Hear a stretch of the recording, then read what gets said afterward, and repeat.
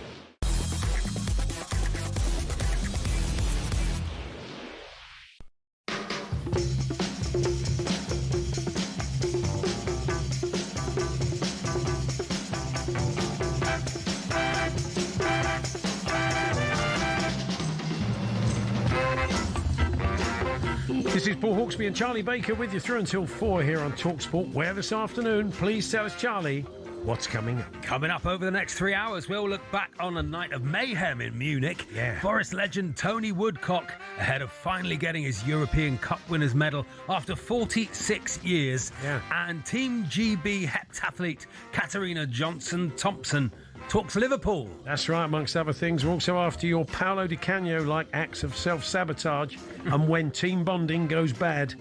City supporting Manchester music colossus Mike Pickering pops into the studio, and ChatGPT has a lucrative new gig, we sounds understand. good, Paul. Yeah, Sounds more very on good that indeed, later. yeah. There's all this, plus Tim Vickery on whether Brazil's latest wonder kid is heading for the Premier League.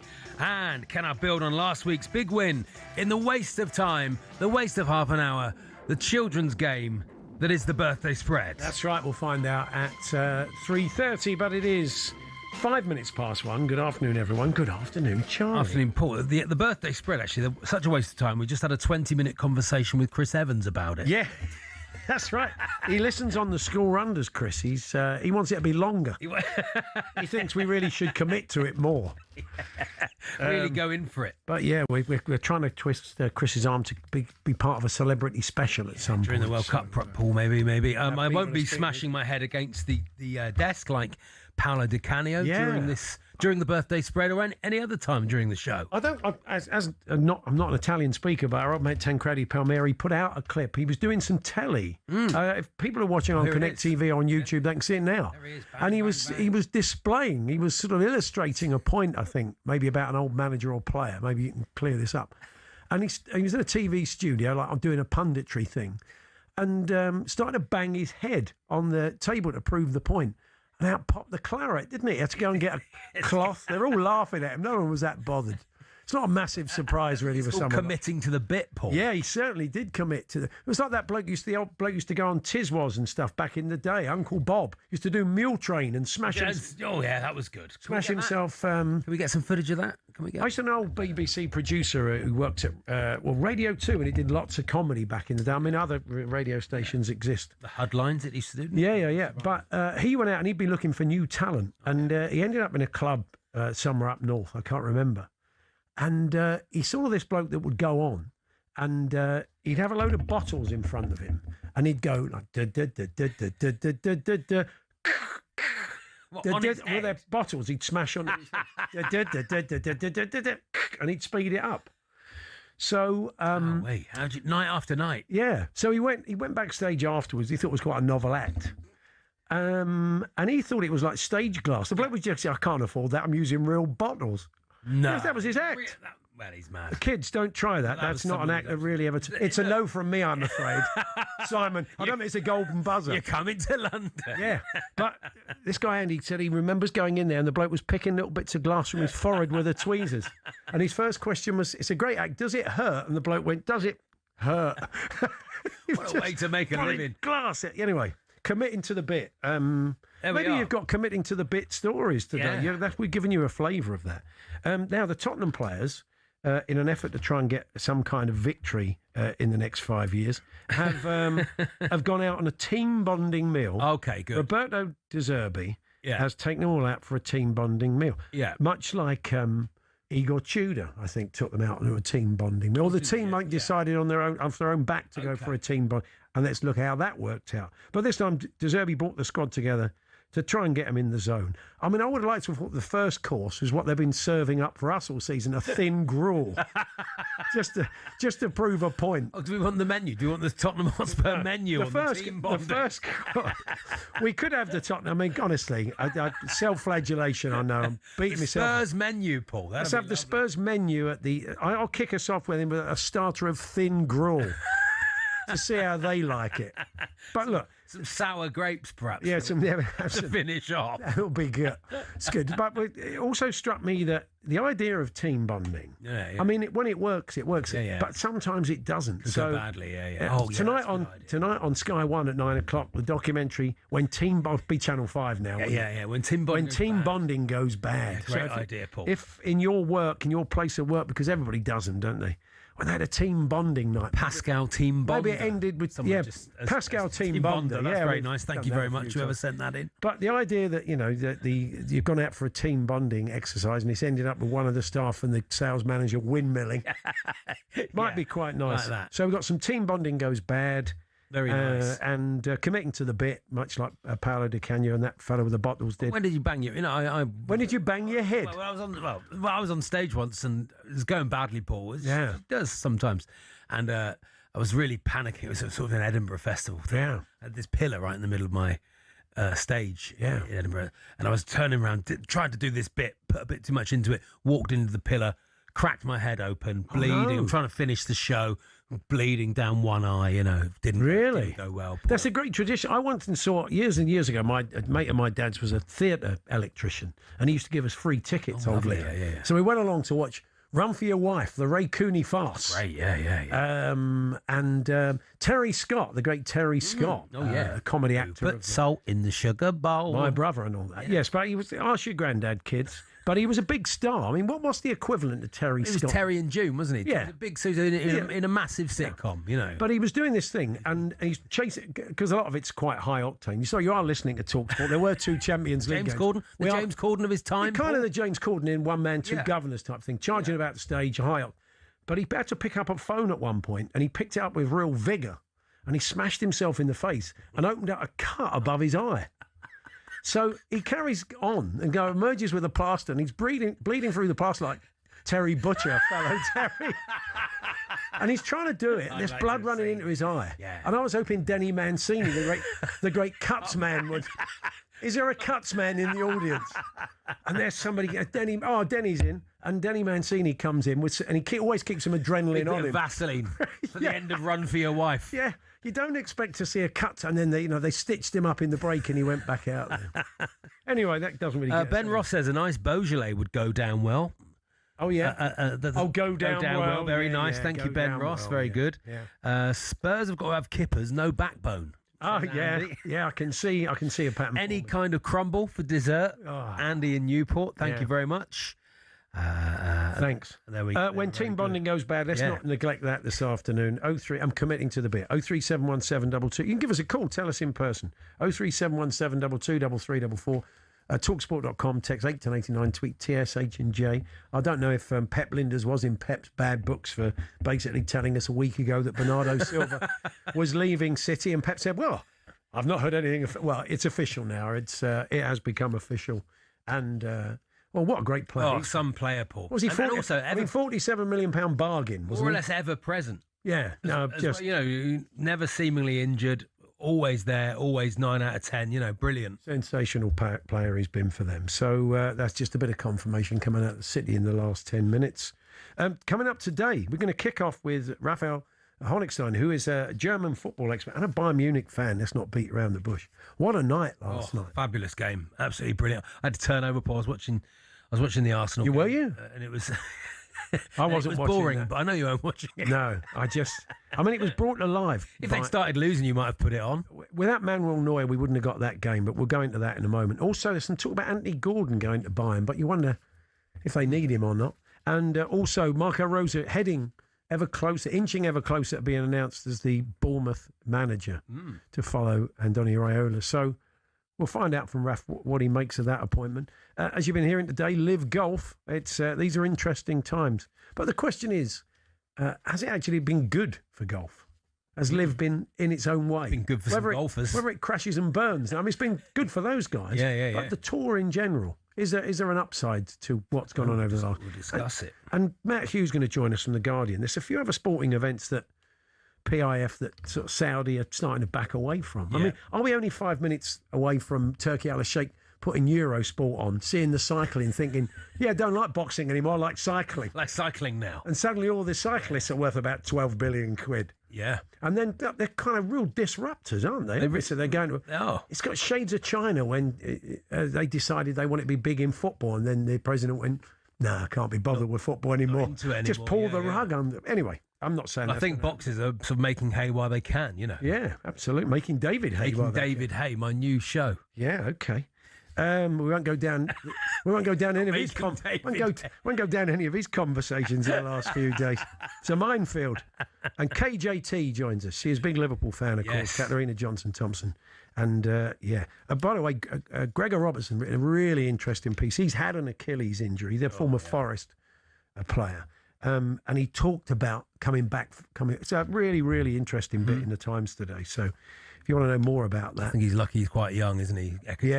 And it's not the career ender it used to be. No. But Gregor does admit he was never quite the same player. I mean, others have come back and had it, and you haven't really seen the join. But he did admit that he never felt quite right again. But that's a horrible injury. If your game's based on pace, which Ekatike's is. Explosive pace a lot of the time, yeah. Well, we wish him well. But Kat joins us a little bit later on. Tony Woodcock will get his Champions League medal, his European Cup winners' medal, as it was this evening. And our own Johnny Owen had a little part to play in that, which is lovely. So Tony's going to join us, look ahead to Forest in action against Porto tonight. We'll have a H&B versus Chat GPT. Tim Vickery with the latest Brazilian wonder kid. City have been linked. A nice Lincoln, says Crackers. Shortbread biscuit with a post-meal coffee. That's it. Just some of the things that might be on the team bonding. A lukewarm lasagna for the Tottenham main course. Yeah, that would be. They've done that in the past. One that you've microwaved after a few days of it being left out in the sun.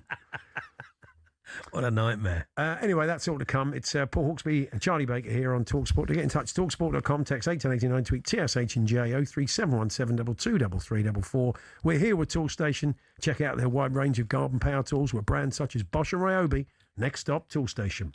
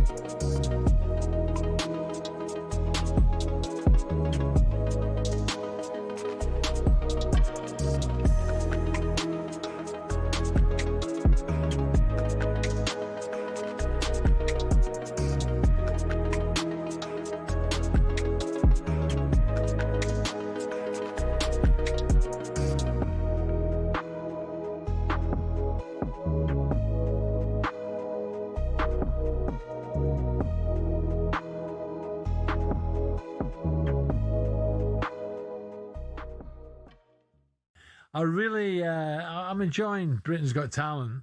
Are you more into? You've not hit your golden buzzer yet, have you? No, I have. I hit it for Rafferty. Yeah, I hit it for Rafferty, 16-year-old boy who gelled music and magic together. It was really sick. And like the last one, I watched one last night. I thought it was recording. The choir at the end were very good. The kids from Wales. Yeah, very good. We did the whole 6-7 thing. Do you even understand what that is? You get some numpties on there as well. Oh, you do. But what about the guy with the Scotch egg? He wants sectioned. KSI, I've got, before I let you go, you're talking about 16-year-old magician Max Dowman. What about your team? Have you got a little bit of panic on the Arsenal? Nah, zero panic. I know the boys are on it, and I'm going to see them today or tonight when they face Sporting Lisbon. It's going to be a great game. I'm excited to see them do their thing. Obviously with what the press do to Arsenal. And some, even with some fans, and definitely everyone who aren't Arsenal fans, they put a lot of pressure on the team, and they want the team to break, but they're stronger than that. And I know that this year is going to be different. So I'm excited to see them perform and, do what they need to do to hopefully get a trophy this year.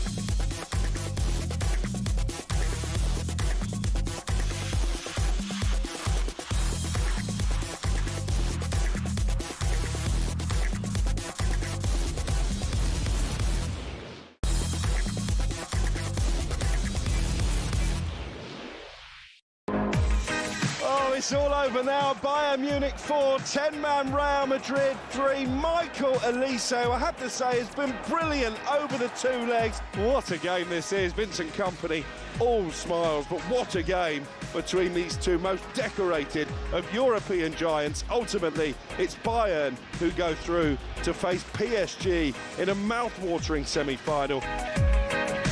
Yeah, what a sensational game of football. And we thought we would reflect on that now and look at some of the other stories emanating from the world of German football with Raphael Honigstein, German football expert. Hi, Rafi. Hello, boys.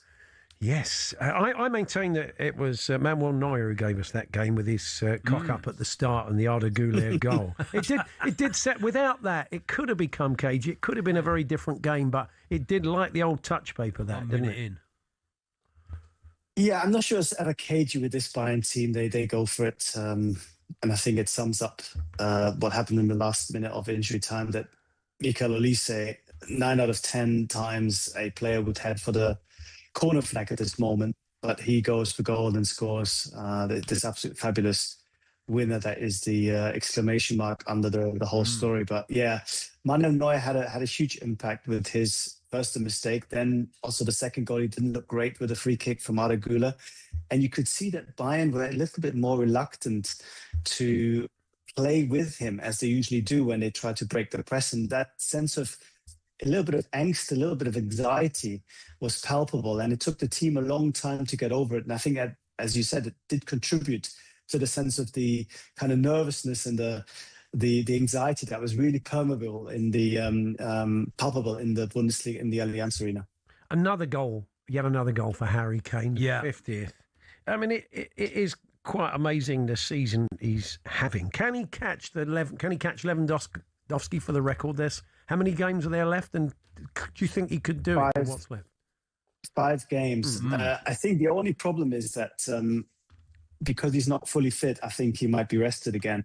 So he might run out of games to do it. If Kompany's in two minds, I think there's no question Bayern can win the title on Sunday, and they will not risk him if there's any doubt, especially with the Cup semi-final being next Wednesday as well, which is a big trophy for Bayern this year because they haven't won it for 6 years.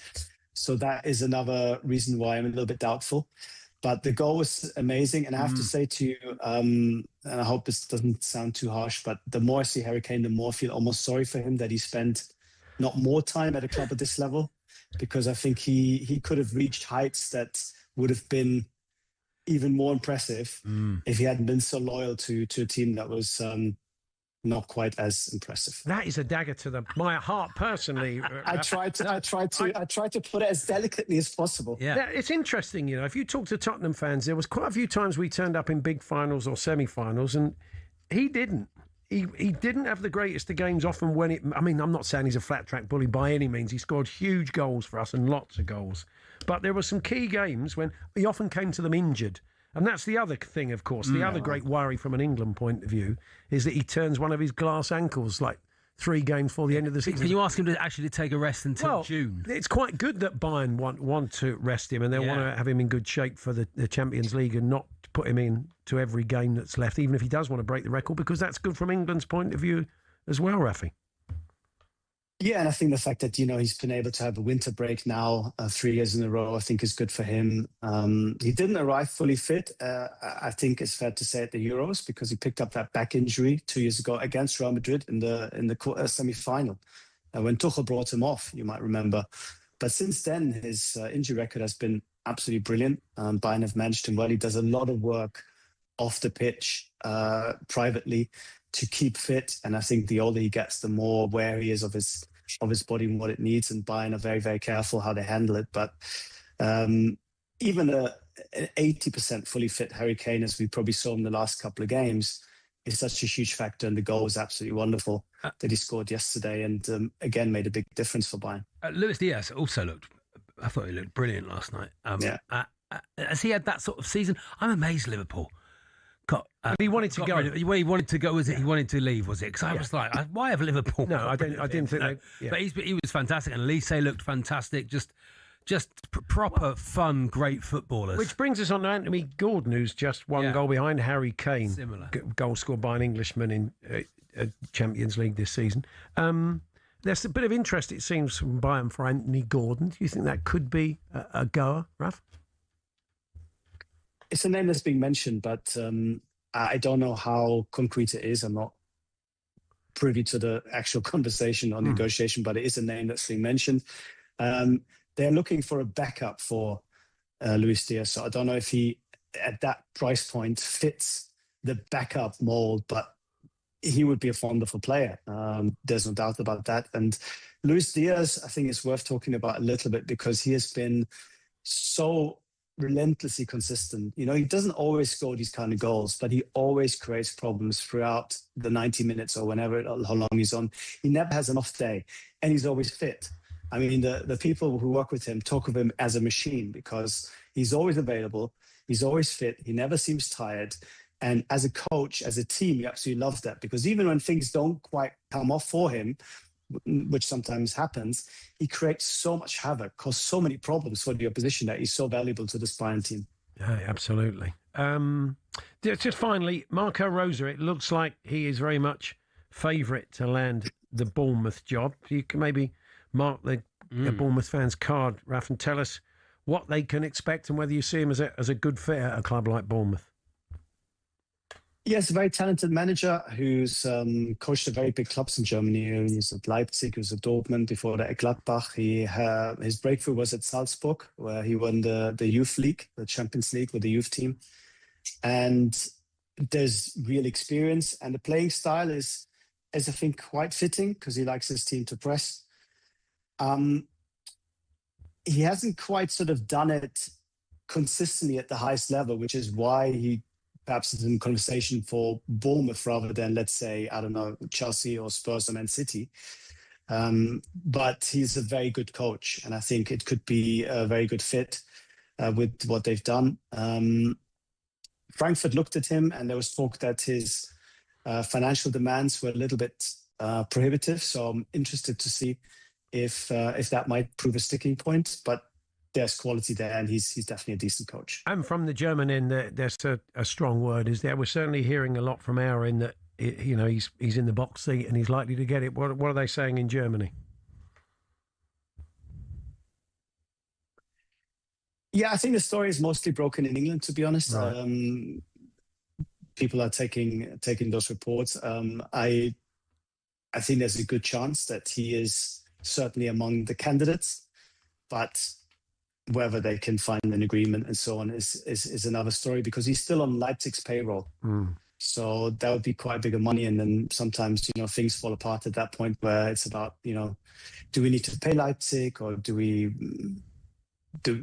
will they pay off his wages? All these issues, I think, might still have to be resolved. Rafi, thanks as always. Rafi. Thanks very much. You're welcome. Raphael Honigstein there, who is the German football expert. Thanks to him. And what a cracking game. You haven't caught the highlights yet. If you were watching the Arsenal game. It was most of the game. The whole game. Just stick the whole game on. It's all fun. Isn't it? It's all good. All the way through from minute one. Crazed. Brilliant. So we are going to talk a bit of Arsenal. Wasn't the greatest spectacle, but maybe I'm sort of with Declan Rice. Who cares? I mean, look, if it feeds into the weekend, then there's a red flag. They look nervy, though, Paul. But they can't shake the nerves, I don't think. They got through. They won the tie, I suppose. I don't know if that's the way the Arsenal fans are feeling. We'll be chatting about that a little bit later on. But we're talking Live Golf next and everything that's going on there. Does it have a future or not? And Katarina Johnson-Thompson, our top heptathlete, will be joining us for a chat, and we'll talk a bit of Liverpool with her. That's all to come.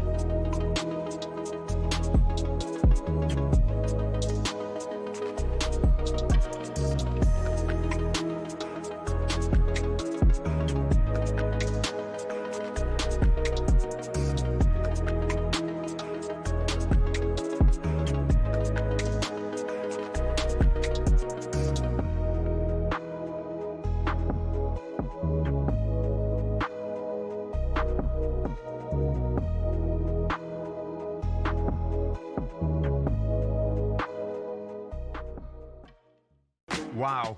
Well, just when Liverpool fans were in a state of depression somewhat after going out of the Champions League last night, the news has got even worse in the last 10 to 15 minutes, because it's our understanding here at talkSPORT, Hugo Ekitike faces 9 months out.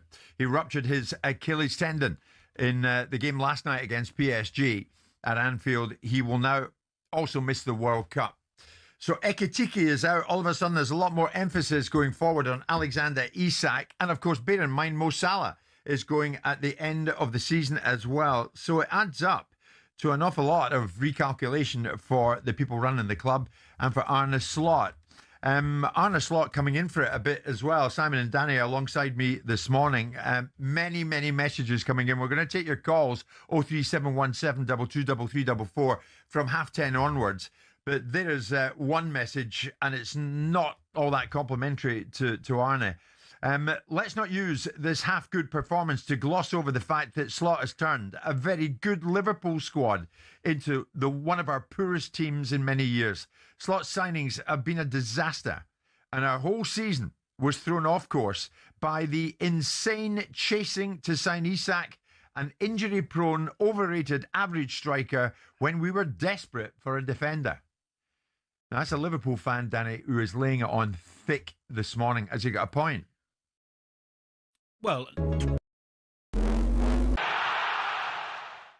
Mikel Arteta has questioned why Arsenal are top of the league and in the Champions League semis, but still getting slammed from all sides, including by Simon Jordan. He's asking why the Gunners are crawling to the line rather than sprinting through the tape. He doesn't want to answer that question because he doesn't have the answers to that question, because the answer is in some of his coaching, some of his thinking, in some of the fact that he doesn't want to pivot and change certain situations to be able to overcome the opposition. He's very rigid in his thinking. So he can't answer that question because that's an existential threat. That's like deconstructing his worldview. Elsewhere, we've had official confirmation from Liverpool that Hugo Ekitike will miss the rest of this season. The club say it's a serious Achilles injury.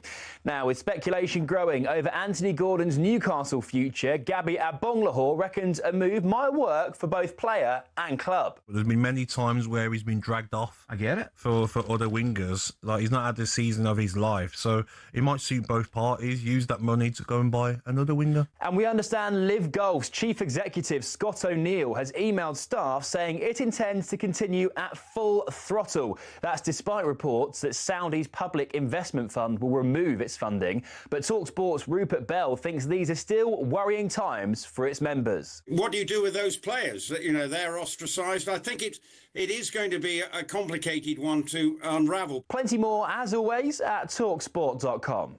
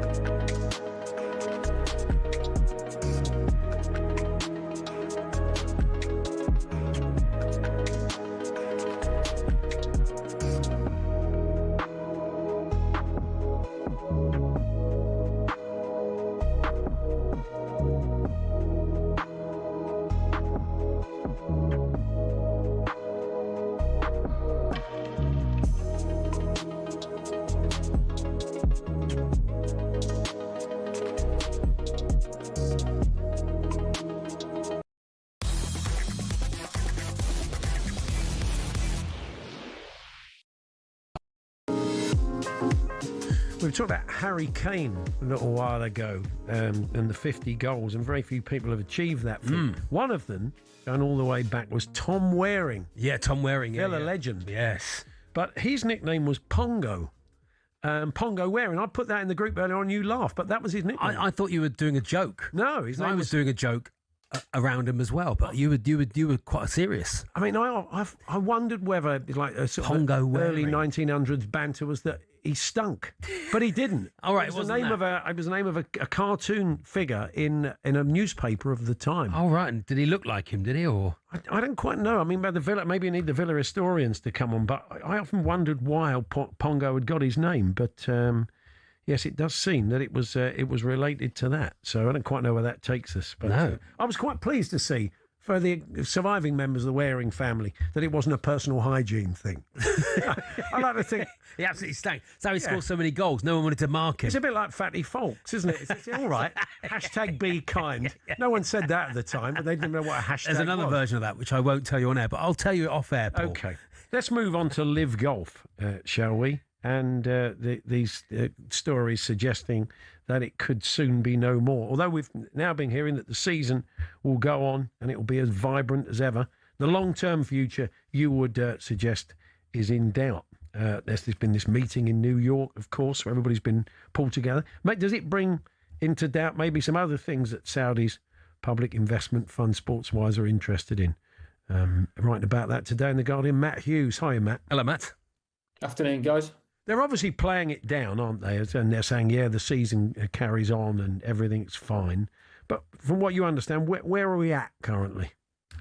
They're playing it down, but not very effectively. There was a remarkable email from the chief exec of Liv, Scott O'Neill, to all staff last night, in which he basically said it was an attempt to sort of boost morale and rally the troops. We continue, we go on. See you in Mexico, where the tournament starts today. But he didn't mention the issue of the tournament's future, funding from the Public Investment Fund at all. And basically all he said was this season continues, which clearly begs the question, what about next season? No, absolutely. I mean, it's never been very popular, has it? I don't think. Quite popular with the people who signed up for a while. Been popular with the people who signed up, made like And their accountant. $100 million for not having to win any tournaments. But with the public, it's never seemed that popular. I don't know what sort of audiences it was getting on television or does get on television. And it feels like now people are coming back with their tail between their legs and saying, can I be in the big tournaments again? Well, yeah, some of the leading players have come back to the PGA this year, and DeChambeau's decided not to extend his contract, which he's looking fairly shrewd because there may not be a contract to sign next season if PIF pull the funding. I think the key point here is that Liv Golf was sort of the start of the Saudi spending spree, really, and that they wanted to work with the PGA. PGA wouldn't let them, so they went on their own with massive consequences. Since then, they've tried to work with the sports and governing bodies. They've been hosting WTA finals, tennis, obviously all the boxing bouts have gone there. So I don't think this is the end of Saudi's investment in sport, but they're planning to focus on areas that they see as sustainable, which I think in the short to medium term means football and boxing, really. It's kind of been good though, hasn't it, for the PGA players that stayed. It shook things up in the world of golf. It made the PGA Tour sit up and take notice. So arguably you could say, well, that was a force for good, but maybe some good has come out of it. Well, it sort of reminds me of the Kerry Packer World Series cricket in the 70s and 80s, which was a big disruptor. It enriched the players and it forced the establishment to react. And since then, cricketers were able to earn far more money and have sustainable careers and tour the world. And it's similar with obviously far bigger sums involved in terms of golf. It's been great for some individuals. Obviously, Rory McIlroy was widely quoted as saying, "I hate Liv." He became sort of entrenched as a figurehead of the PGA. Yeah, he fought that battle, didn't he? His powers increased hugely. Yeah, I often wonder as well. I do wonder if the Tiger Woods Indoor Golf League has proved pretty popular with viewers and with younger people. I wonder if that's made them sort of pull away a little bit as well, thinking, "Oh, we could have just done that." Yeah, it'd been a lot cheaper. Yeah, yeah, absolutely. You mentioned in your piece that they've ended a relationship with the Women's Tennis Association, and you say you don't see them pulling out of sport. But so we haven't got shades of what happened in China, where Xi Jinping loved football and everything was football, money being pumped into the sports. And then one day he said, "Nah, I don't like football anymore," and that was the end of that. You don't see this being a pull away from sport then generally. Interesting parallel. I was thinking about China because, as you say, 10 years ago, China was the future, and FIFA even talked about taking the first Club World Cup there, which didn't happen because it was delayed for financial reasons, and then COVID. I think the difference there was that was a political change. The Chinese government decided they didn't want all this money going out of China to enrich Western football clubs and pay Oscar a lot of money. Whereas the Saudi, they're clearly invested in sport going forward. The World Cup will be there in 8 years. I think they're going to focus their spending on domestic events such as the World Cup, such as the boxing bouts that they bring into the country rather than overseas sports stars. Yeah. I'm going to throw this at you a little bit, Matt, but you've covered lots of football over the years and World Cups. And Sinead was just bringing us that report. I mean, we've heard a lot about price gouging at this upcoming World Cup. And the way it generally used to work at World Cups is that FIFA would effectively take over the country for the month. And they were kind of in charge. Part of the deal with you getting the World Cup was that FIFA called the shots. And they weren't massively, despite what they're like, they weren't massively keen on price gouging. They did try and keep a kind of lid on the worst sort of excesses. But this feels like it's just open season. Some of the stuff that's going on at this World Cup on ticketing, the travel and parking. It's like Infantino is so enthralled to Donald Trump that he's just kind of letting them get on with it. And it just feels it kind of completely different to any previous World Cup. It is different, but I do think that the responsibility ultimately falls to FIFA. A lot of the states and cities in America are getting criticism for the pricing of the transport and parking, etc. The Athletic have done a lot of good reporting on this, but they say that is down to FIFA's model for this World Cup, which is different to Qatar. This time, basically, FIFA has said, right, we'll take all the revenue, the tickets, broadcasting, sponsorship, hospitality. The cities, you've got to sort out all the logistics and take the costs. So the New Jersey city are basically saying we can't have taxpayers basically paying to subsidise the cost of football fans going to watch the World Cup. FIFA aren't getting any money, so we've got to put the prices up. And that is the essential disconnect. FIFA are taking all the profit but aren't putting in any of the investment. And at the sharp end are the people heading to the tournament, buying the tickets, the fans of all the countries. It's, it feels like a new low, really, for FIFA. And this is FIFA. I mean, it's not a high bar. Its fair share of lows, isn't it?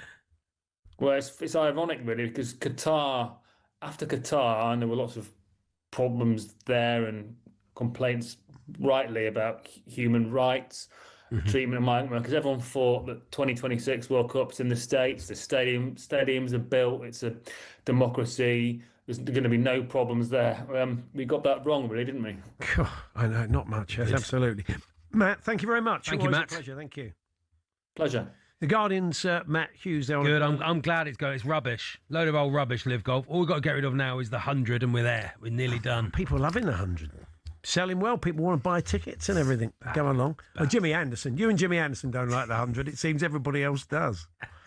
But anyway, Katharina Johnson-Thompson joining us for a chat very shortly. We had any of the listeners been getting in touch, Charlie, this afternoon? Various. We did ask about when team bonding goes bad. Yeah, that was nice. I've told you that someone says, Mossy, the Leeds fan, says, I've told you this before, but back in the day while working in a posh hotel bar in York, Ford's, the motor car company, top brass were having a team building weekend after a night of hard drinking. The last two directors were left discussing the merits of their two national football teams. Minutes later, I'm rolling about the floor with two of them, trying to break up their very drunken fist fight. Wow. That's Mossy, the Leeds fan. Thank you, Mossy. Yeah. This is because Roberto De Zerbi has taken the boys out for a slap-up meal with his players to try and get them all on the same page ahead of the Brighton game on Saturday evening. We went on indoor go-karting team bonding session, and one of the lads ended up in hospital with a punctured lung and 3 broken ribs. That was it. No name on that one. Bit of a shame. Oh, dear. Anyway, yes, Katarina Johnson-Thompson coming up shortly. Later on, Tim Vickery joins us. There is a new kid in town. There is a new wonder kid in town. Yes. And City is showing, of course they are, City is showing an interest. If he's not Chelsea, it's City. If he's coming to the Premier League, he's probably going to one of those two. We'll tell you more about him and whether he's got a chance, because Tim's normally a pretty good judge of, if they're coming too young or not, or whether they're the real deal. We'll find out more later. Talking of City, Mike Pickering, Manchester music legend, has a new book out. And we'll talk a bit of music and indeed football with him later in the show. We're here with our good friends at Toolstation. You can get your toolbox essentials this spring with big savings on screws and fixings. Next stop, Toolstation.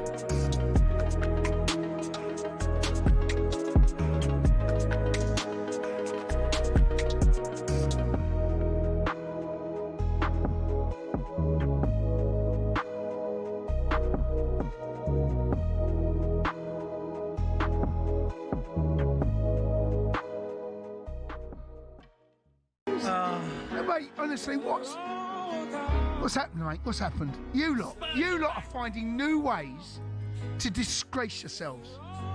Somehow, in the last 2 years, every week you find another way to embarrass yourselves and disgrace yourselves, and you've done it again. I mean, I don't know how you do it, mate. You lot, you are some team. Every week it's the same thing, yet it gets worse. It's worse and worse and worse and worse. What do you want?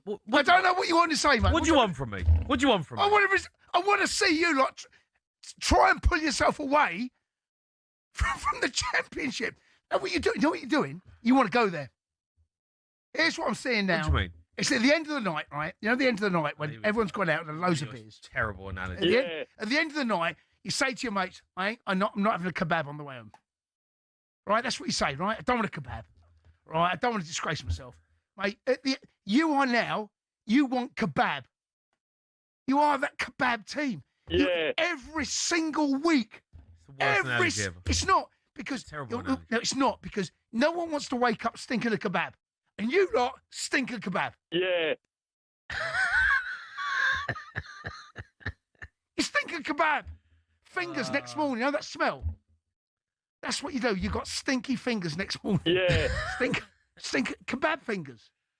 Honestly, mate, I just can't deal with you with this mask and this hat and this. You're killing me.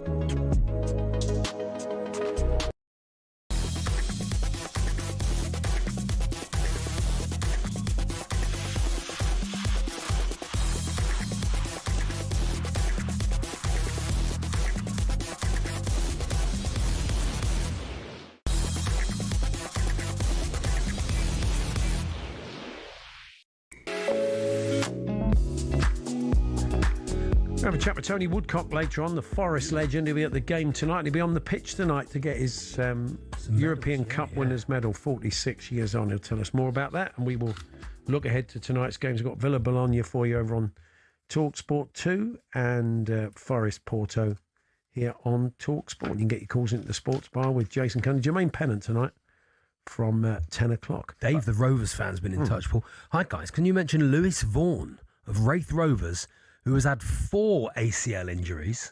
ACLs, these are. Wow. 4 ACL injuries, and scored both our goals in our 2-0 win over Queen's Park on Tuesday. So he's still playing. There we are. Hope for Ekatike. Oh, yeah, I'd say an Achilles, a different injury, but still a bad one. Yeah. Still a bad one. That's good. That's good to hear. Anyway, we move on. And joining us now, a top Team GB heptathlete. We've got the Commonwealth Games. One of my favourites. Just around the corner. She's going for the 3-peat. Katarina Johnson-Thompson. Good afternoon, Katarina. How are you? I'm good, thanks. How are you? Yeah, we're not so bad. We will come on to a bit of Liverpool, I'm afraid. But we'll kick off talking about what you want to discuss today. You say Britain is running on empty. Tell us more. Yeah, well, I partnered up with Holland and Barrett, and the research found that a lot of people don't go to the doctors until it's absolutely necessary. And I feel like as an athlete, and you're just talking about injuries, I feel like us athletes can relate to that in a lot of ways, because we always try and push ourselves to our limits and like ignore our body's warning signs. And I think it's imperative that we start listening to our body more and backing our body. And yeah, this partnership with Holland and Barrett that I've got, launching the wellness check-ins, which you can go into the store and ask the wellness champions any health concerns that you have. That's good, because look, you don't want to rely on them, but we know what it's like trying to get GP appointments these days, and that's maybe one of the reasons why people do put stuff off, because it's just as stressful trying to see your GP as it is trying to get a diagnosis at times. Yeah, exactly. Like lack of energy and like having no time and just having, full-time jobs. I'm fortunate enough as an athlete to be able to have that team around me. So it's great that Holland and Barrett got these wellness champions, and you can go and get, expert advice. Yeah. Do you ever feel fully fit, Katarina? Or you? They say that about seven events. Something must always hurt. Yeah, us athletes or combined eventers, it's a different body part each day. But I'm my first senior championships was in 2012 now, and it's almost, I don't even know when I count up those years, but I've had a long time in the sport, and I'm so grateful that my body's, I'm grateful to my body to carry on doing the sport that I love, despite all the injuries. You had an Achilles injury, Kat, didn't you, as well? Yeah, I've just been listening to you talk about STK there, and when I was driving at the time, listening to the match, and the minute the commentator started explaining what it was, I just knew instantly it was probably an Achilles, and my heart breaks for him, because I know how tough that rehab is and that injury is. So it's but it's not against like the norm to get back. I got back within 8 months and did my Olympic Games there. So there's hope. Does it feel different? Do you think you've ever 100% recovered, or do you feel 100% now? Because Gregor Robertson, the former Forest player, was saying he never felt quite the same again. I feel 100%. If anything, I feel strong. That Achilles feels stronger than ever. Okay. They put it together. I had a really great surgeon in James Calder. He put it back together, and I feel so strong on that foot. It's my takeoff leg for high jump and long jump. So all the forces going through that are extensive, and if anything, my right one felt a little bit worse for wear, because it didn't have that sort of, I didn't go through the rehab and the strengthening that I did with my left. So I do believe you can get back to your best, and I have been back to my best. I've PB'd in different events since. Yeah. Well, let's hope he's listening to you, Greg Ekatike, today, because I imagine there's a kind of mental hurdle as well to get over, isn't there? In some ways, that first time you start to push off on it, or you start to run on it, it must be quite scary, and that fear that it could happen again. Yeah, it is scary, especially in those first months when it's still healing and it's not as strong as, because you literally can't put any weight through it for weeks and weeks and weeks. And you start off with the minuscule exercises of just like pushing against the wall and then getting your calf with like different machinery without having to walk. And it is so scary. But as time goes, you I feel like it's important to document the process, because you don't realize how much process you're actually having until you look back and go, oh my God, remember 2 weeks ago I couldn't even do that. And I feel like that was a really important role for me to see that I was going somewhere. Did you ever play football, Katerina? Were you a footballer at school at all? Yeah.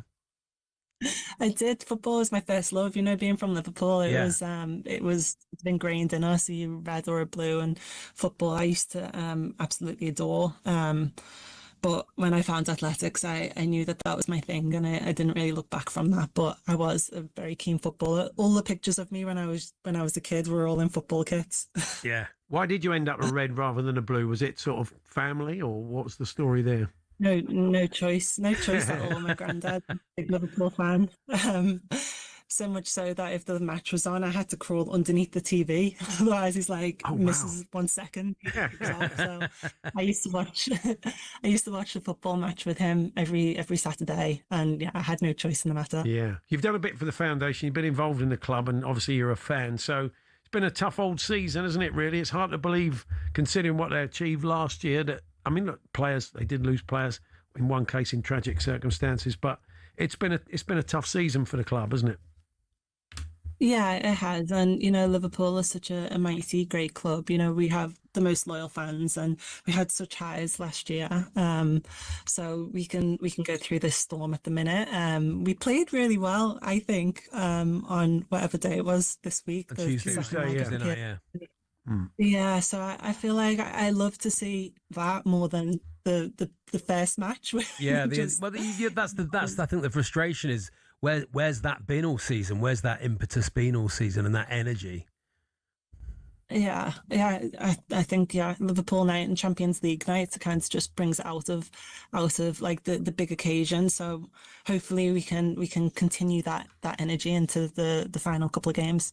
So finally, you're building up for Commonwealth Games. As we said, you're going for the 3-peat, aren't you? And you haven't got to travel quite as far as you probably thought you were going to when it was first announced.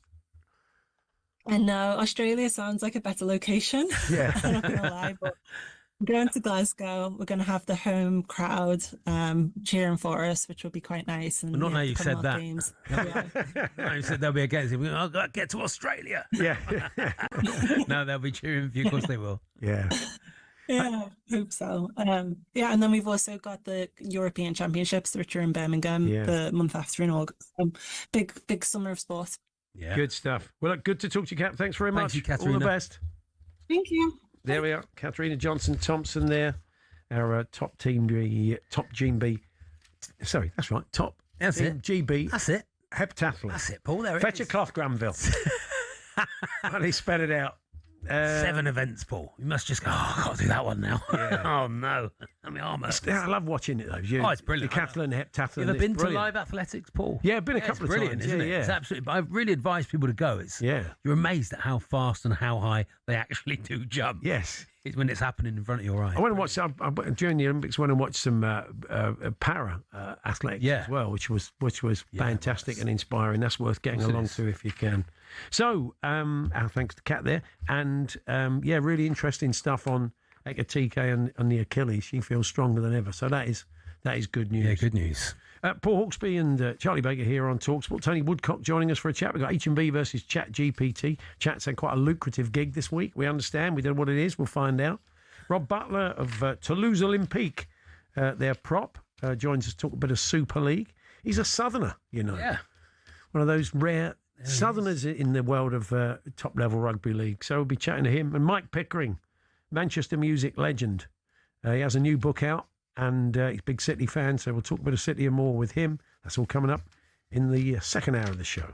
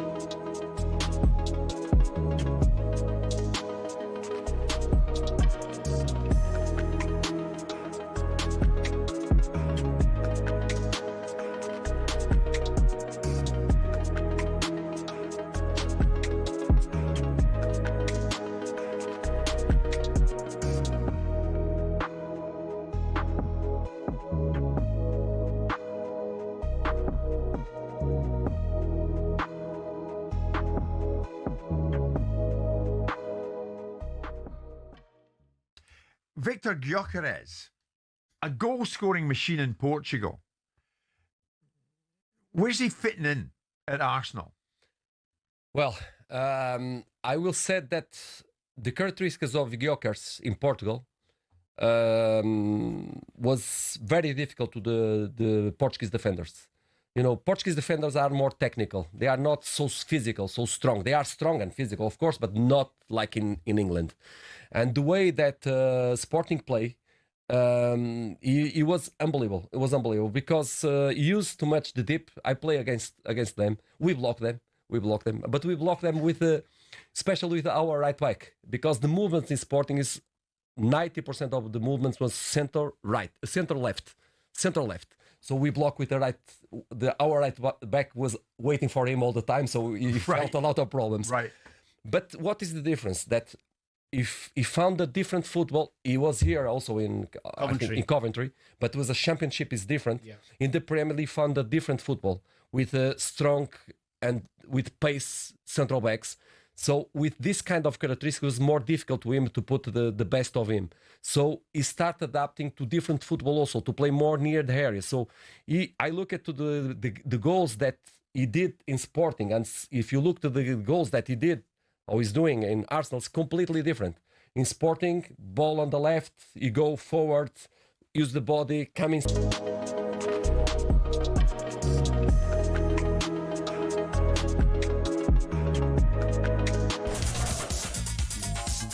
Stick around for Tony Woodcock getting that Champions League European Cup medal as it was back then, 46 years on. But first, Toby Gillies has these sports headlines. Thank you, good afternoon. talkSPORT Sports Update, powered by the Nissan Van range, supporting van owners to get the job done. Search Nissan Vans or head to your local Nissan Van Centre.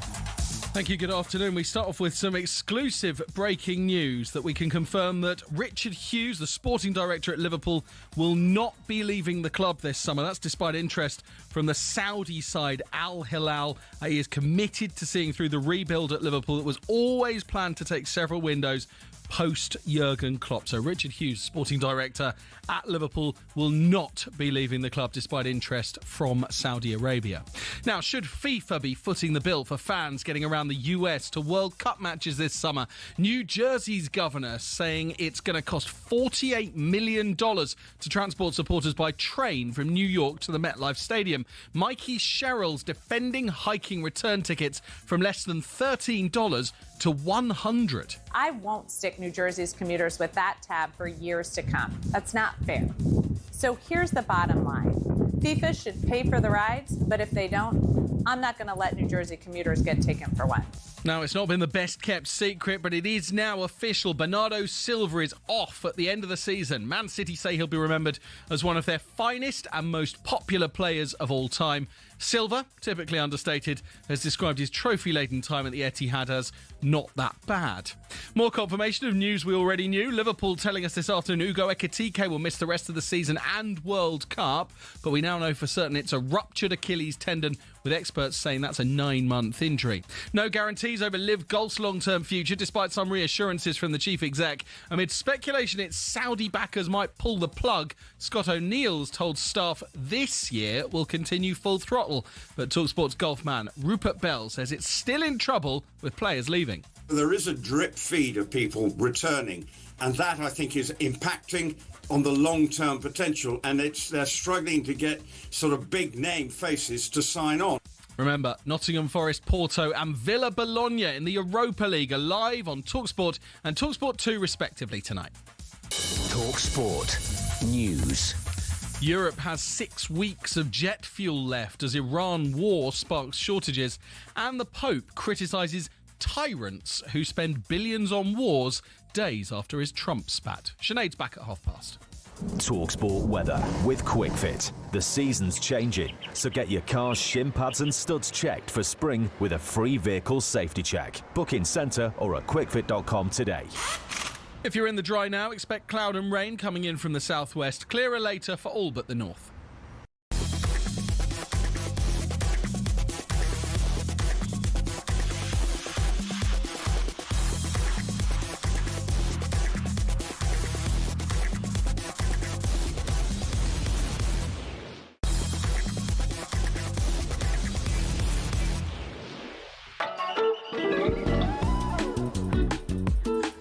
It's Paul Hawksbee and Charlie Baker here on talkSPORT. Yes, Tony Woodcock joining us for a chat ahead of Forest Porto tonight. That is live on talkSPORT, all the build-up from 7. Mike Pickering was a major name and face in the world of Manchester music over many years, whether he was signing bands or DJing or working with M people and lots of other things besides. Yeah, he does. I mean, Manchester must answer. He's a big City fan, so we'll talk football with him a little bit later on. And Rob Butler of Toulouse Olympique will join us. Their prop ahead of another. Well, Super League's back after Challenge Cup weekend last weekend. Just before H&B versus Chat GPT and more of your team bonding tales, let's tell you a little bit about our podcast here at talkSPORT. How to Win the World Cup. The latest episode is now live. Matt Ford and Alex Brooker speak to the former France midfielder and 1998 World Cup winner Manu Petit about superstitions in football. One of the most infamous pre-match rituals from two of your teammates in '98 was Laurent Blanc and Fabien Barthez, where Blanc would kiss Barthez on his bald head just before kickoff. It was so famous in France. Afterwards, they had they made a commercial, for a big fast food brand. What? Where they would he'd eat it off his head? Yeah, they used to kiss the hamburger, Do you know why Laurent Blanc all of a sudden he started to kiss Barthez's head? Honestly, we never asked. It was kind of routine, he became famous and it follows them, during the whole tournament. Was it just Laurent Blanc who was allowed to kiss his head? Like no one? Yes. It wasn't free, Yes. It wasn't open season. Just everyone give it a little kiss. Just the two of them, yeah. And just that part of the body? Yeah. As far as we know, these things can be... As far as I know, yeah. I think I would have asked. If I'd been in that dressing room. What are you doing that for? Hey, Lauren, what's all that about? I mean, someone must have asked. Someone will have asked. Not particularly inquisitive, Manu Petit, was he? Yeah. I just never... Don't know, I never said never anything. bothered to check it out. They got the French Paul. Do what you like. Yeah, kiss whatever you like. So there we are. You can hear more of that chat with Matt, Alex and Manu Petit. How to Win the World Cup, available now wherever you get your podcasts and on the talkSPORT World Cup YouTube channel. Now, Tony the Palace fan's been in touch. Back in the early 90s, the company I worked for had an inter-branch team bonding day every year. Yeah. Food, drink, mixed sex, football matches. Mixed sex football matches. Don't put commas in where there's no commas. Sorry. For goodness sake. Sorry. Mixed sex football matches. It's not as interesting a story now. No. It's peaked there. This stopped when one of our players two-footed a young receptionist from a different branch, resulting in an ambulance hospital and broke up. Forget it. An ambulance hospital? I mean, really? Can't read, Paul. Not Can good I enough. apologise, Tony, for spoiling your story? Yeah, Tony. I mean, actually, Tony the Palace fan. That was good. This is because Roberto De Zerbi has taken the team out for a slap-up meal. It's the second team bonding exercise. They did it during the Tudor era, if you can call it an era, and it wasn't massively successful then. So let's see if this makes... people have in the old days, the manager would have come in and taken them all out for 25 pints each. Yeah, can't do that anymore. And a fight, and then they go, right, now we're ready for Saturday. Yeah. Can't do that anymore, I Paul. imagine it was a bit more sedate than that, but I don't know. But I did point out earlier on maybe the opening course should have been thin gruel because that's what we've been served up all season. Oh, yeah. But so people have been coming up with their own ideas of what should be on the menu at the team bonding. So as you can imagine, they're very supportive of Spurs in their current predicament. Paul Kramer is a Spurs fan, but it doesn't stop him going for the croque monsieur. We've got enough croque, not just the French players. Croqued messieurs. The bald, hopefully the bald went. They could have humble pie for dessert. Stuffed cockerel every week, they're saying. Yeah, And well. Titanic wine, of course, which goes down, Paul. You know that one. So, you can keep those coming. I can take it. And let's have a bit of respite. Did they all sit at the bottom of the table? That's nice. Oh, nice. Let's have a bit of respite from all this Spurs baiting. It's time for H&B versus Chat GPT. H&B versus ChatGPT. Yes, every week around this time, myself and Charlie take on the knower of all things, the sage, the oracle, ChatGPT, that's constantly learning and has got absolutely no excuse not to correctly predict every score. Should be thrashing us every single week, Paul, and yet you are at the top of the league this month. I got 8 last week. 29 points, Paul. You've absolutely killed it. I got a direct hit with Forest Porto last week. That's what made the difference for Amazing. me. So ChatGPT's on 23. You're on 29. ChatGPT on 23, 2 points. and I'm on 18. But I got 6 points last week, so pretty good. Good performance. So we're just going to have a go at predicting scores of the 3 big European games this evening, featuring Villa, Forest and Palace. We always have a little bit of a chat with Chat. As I say, if you're expecting quite a high quality, state-of-the-art Chat GPT voice that you're used to online, you can forget that. We haven't got that kind of budget. So, hello, Chat. I have been doing a navigation voiceover for Waze, lads. Wow, that is quite lucrative if you're working, because Waze have those special packages, don't they? You can get a separate voice for it, and that's nice. Wow, ChatGPT's been doing it. That's nice for Waze. So what was the nature of your one then, Chat? It is a special for Spurs fans next season, Paul. That's nice, Paul. Okay. Special for Spurs. Here we go. A special for Spurs fans. Okay, then, I'll buy it. Give us a flavour of what you were doing for next season, Chat. Tottenham Hotspur Stadium to Deepdale. Oh, yeah. Turn left onto 3-point lane. Oh, yeah. Turn right onto Great Cambridge Road. Turn left onto North Circular.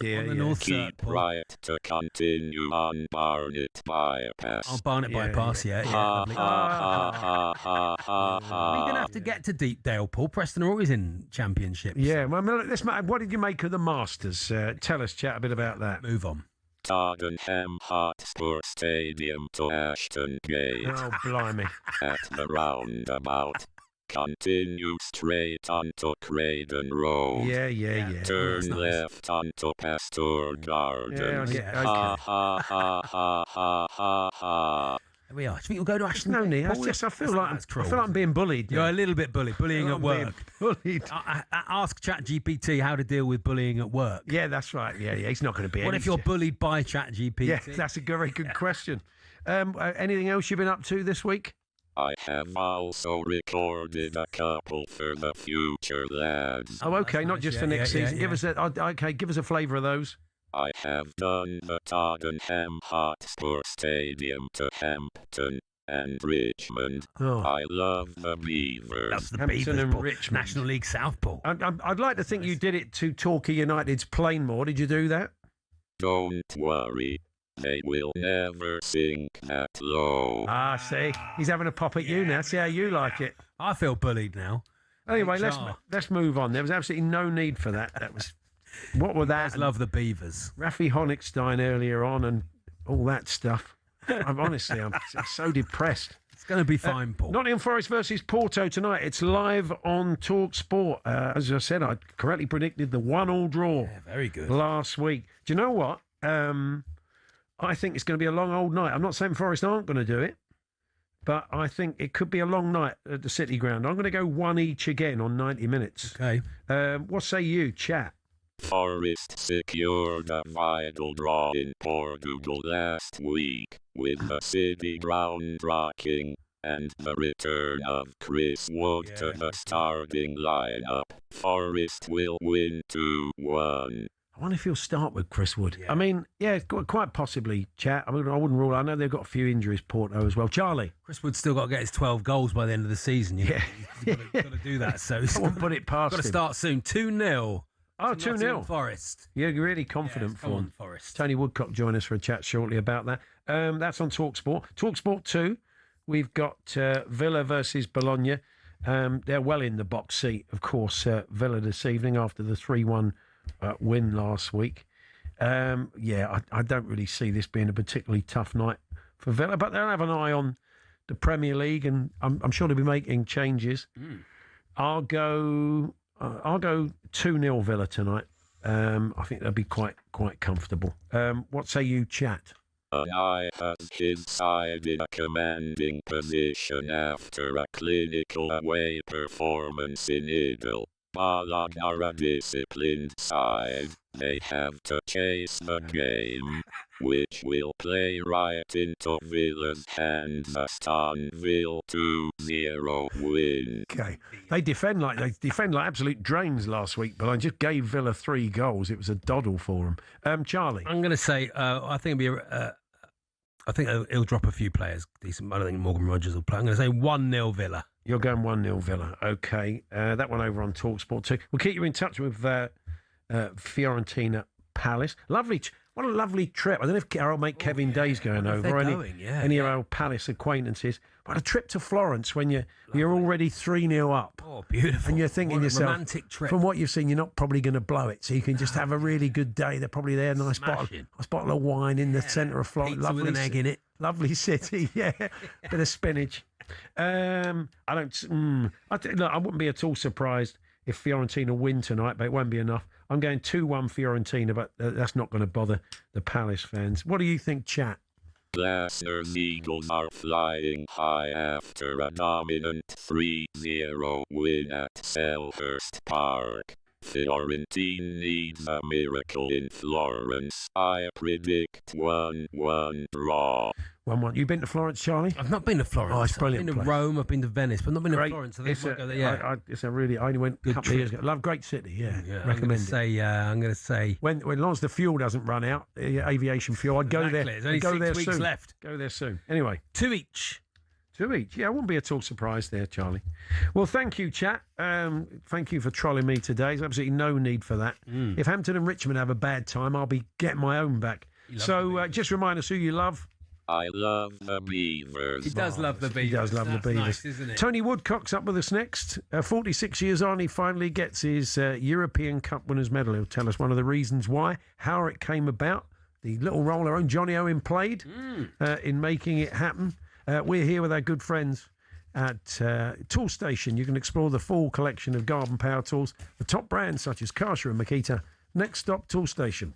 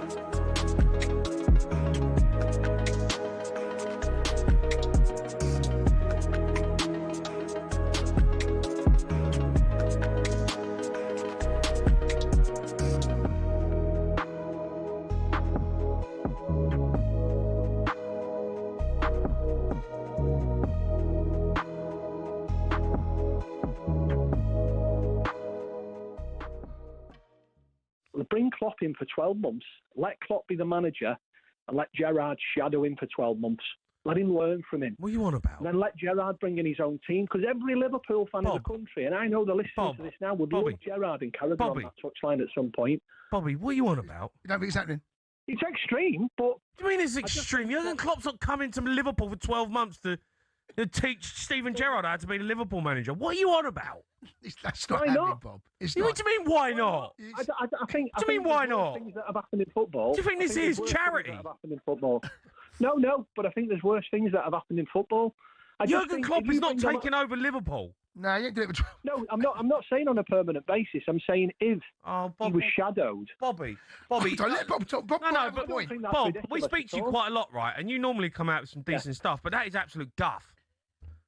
I don't think it is. No, it is, mate. You're miles off it. You're miles off it. Jurgen Klopp's not going to turn up at Liverpool, come back for 12 months to shadow Steven Gerrard. What do you think this is? No, worse things have happened in football. Well, that's what they'd be doing if they brought Alonso in, if they wanted to bring Steven in as his number two. I just think the club have got to be bold. You know, they've been bold in the transfer market. Why not be bold with future decisions going forward? Well, you know, it would get the fans on side and all of that. I mean, if Bob's coming up with his own version, what my hopes happens, right? There's nothing wrong with that. Fans can dream. Get Klopp back. Yeah, there's nothing wrong with having a 12 dream months. on the wish list, is there? Yeah, but, you know, you've got to be realistic, Bob. It ain't happening. It's not. I'm going to tell you right now, that ain't happening.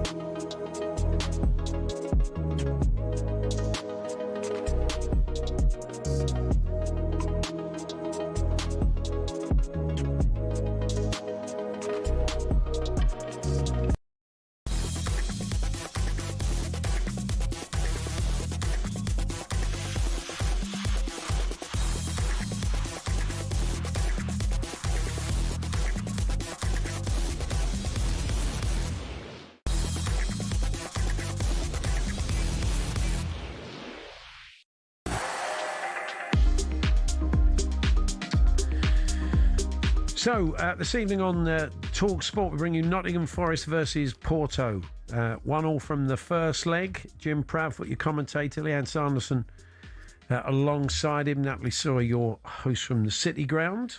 And featuring on the pitch this evening, I'm sure getting a fantastic reception as always.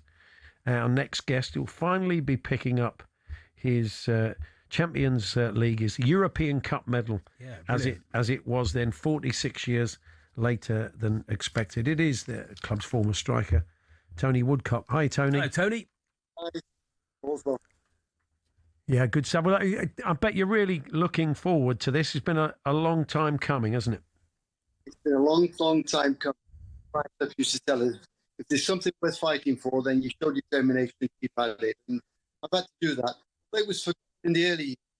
Been about. Tony, we are struggling with your line. We're going to try and get you back in a moment if we can, because we want to hear your story, because it is a fascinating story why Tony's had to wait that long and why it's happening on the pitch tonight and everything else. So we'd like him in a bit of quality. So Stephen says Spurs, they'll order the fish, they'll order the last place. Yeah. Well, it won't be the last place, thankfully, but they'll have the third from last place. I've only got 3 bits of place left.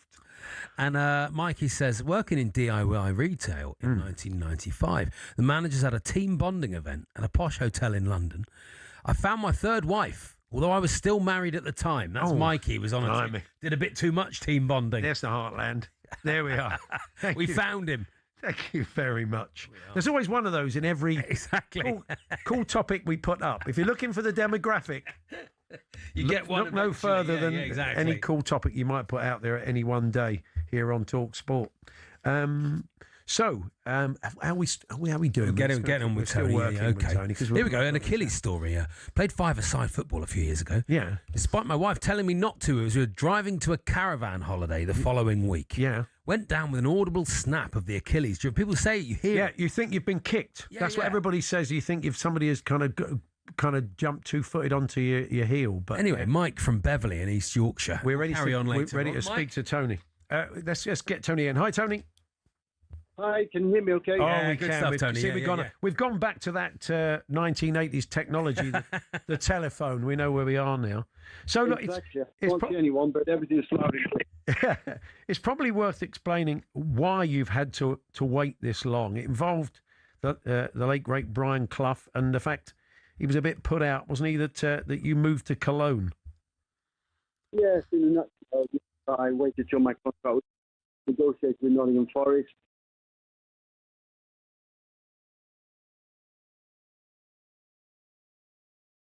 Hold. Cloughy, young man. Please hold, Cloughie's young man. Involved. He doesn't want that. He's got involved. He doesn't want that story going out. Now then. Yeah.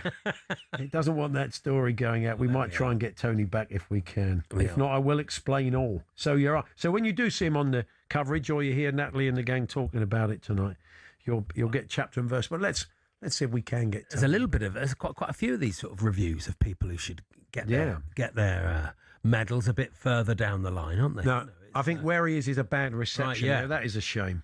So look, basically the story is this. I think it was Warren Barton got his England cap. Did he not get his England cap? He played in that England-Ireland game that was called off. I didn't know about. I think Warren Barton might not have got his England cap because of it. I'll find out. But while you give Warren a call. Yeah, exactly. So anyway, Tony played in 4 games in that ultimate European Cup winning run, but then went off to Cologne, of course.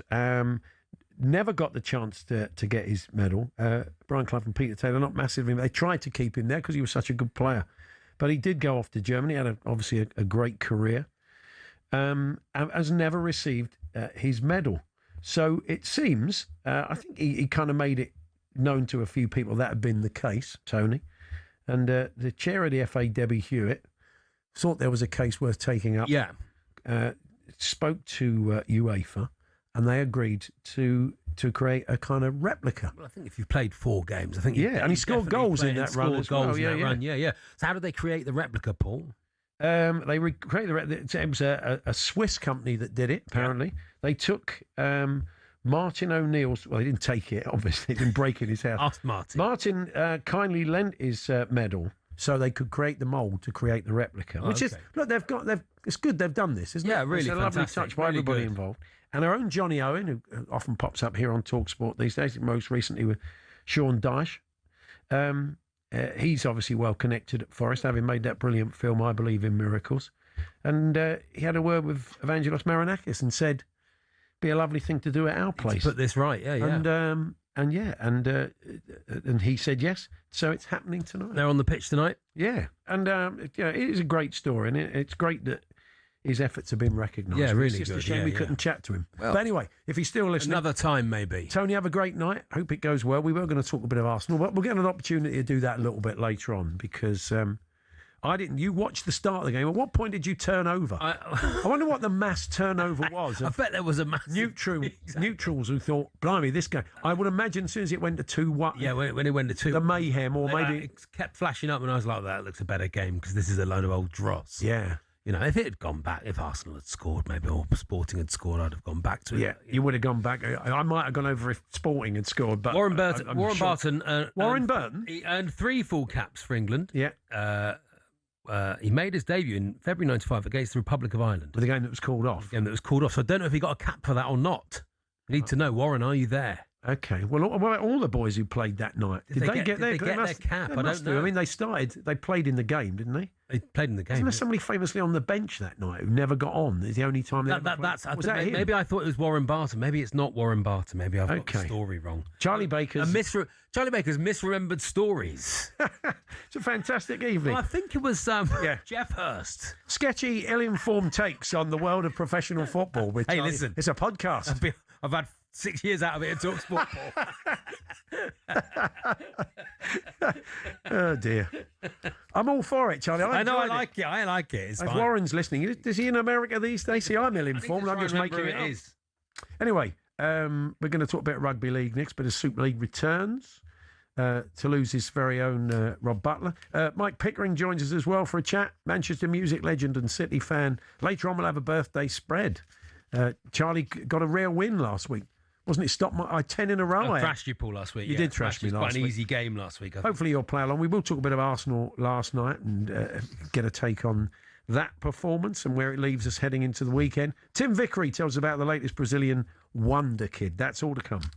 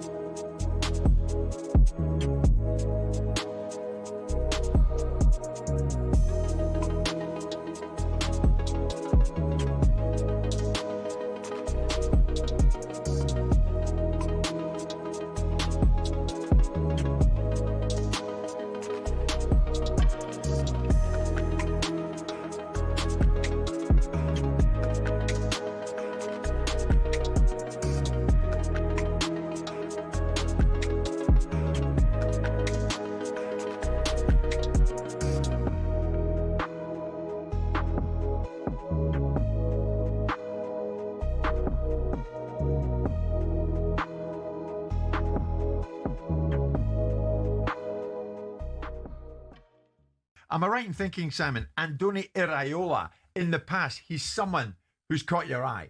Down at Bournemouth, you've been impressed. Can't not do, can you? I mean, he's done a remarkable job at times. I mean, predecessors of his did remarkable jobs contextually, but he's elevated it even beyond that. The style of play, the manner in which they put some of the biggest teams into their box. They've had players repeatedly sold from underneath them, and yet still managed to produce a talent pool. They've had players sold at the beginning of the seasons, players at the middle of the seasons, and yet the guy has worked the oracle. He started slightly tentatively, didn't he? Because obviously you saw the Gary O'Neill situation where he got bounced out of Bournemouth and everyone thought that was an injustice. This guy came in, couldn't win a game. Gary went over to Wolves. Wolves beat Bournemouth inevitably in that particular game, and everything was looking like a particularly dark day. But he's been brilliant for Bill Foley. Bournemouth's been brilliant for him because it's given him a passage into the Premier League and shown an opportunity to show his trade. Yeah. But he looks to me like a manager that's going in one direction, and that's up. The question will be, how will he go when he manages bigger players in a bigger football club that has bigger expectations than Bournemouth, irrespective of Bill Foley saying that they can afford whoever they choose? Yeah, well, the direction we know he's going in is the exit door because he'll leave the football club at the end of this season when his contract expires. Do you think, Danny, he's going to be widely coveted across the Premier League? There's no reason why not, because he's unapologetically himself in the way Bournemouth play. If you ever watch Bournemouth play, always better to watch them live, and I've had the pleasure doing it. Mikel Arteta has questioned why Arsenal are top of the league and in the Champions League semis, but still getting slammed from all sides, including by Simon Jordan. He's asking why the Gunners are crawling to the line rather than sprinting through the tape. He doesn't want to answer that question because he doesn't have the answers to that question, because the answer is in some of his coaching, some of his thinking, in some of the fact that he doesn't want to pivot and change certain situations to be able to overcome the opposition. He's very rigid in his thinking. So he can't answer that question because that's an existential threat. That's like deconstructing his worldview. Elsewhere, we've had official confirmation from Liverpool that Hugo Ekitike will miss the rest of this season. The club say it's a serious Achilles injury. Now, with speculation growing over Anthony Gordon's Newcastle future, Gabby Agbonlahor reckons a move might work for both player and club. There's been many times where he's been dragged off. I get it. For other wingers. Like, he's not had the season of his life. So it might suit both parties. Use that money to go and buy another winger. And we understand Liv Golf's chief executive, Scott O'Neill, has emailed staff saying it intends to continue at full throttle. That's despite reports that Saudi's public investment fund will remove its funding. But talkSPORT's Rupert Bell thinks these are still worrying times for its members. What do you do with those players? You know, they're ostracised. I think it is going to be a complicated one to unravel. Plenty more, as always, at talksport.com.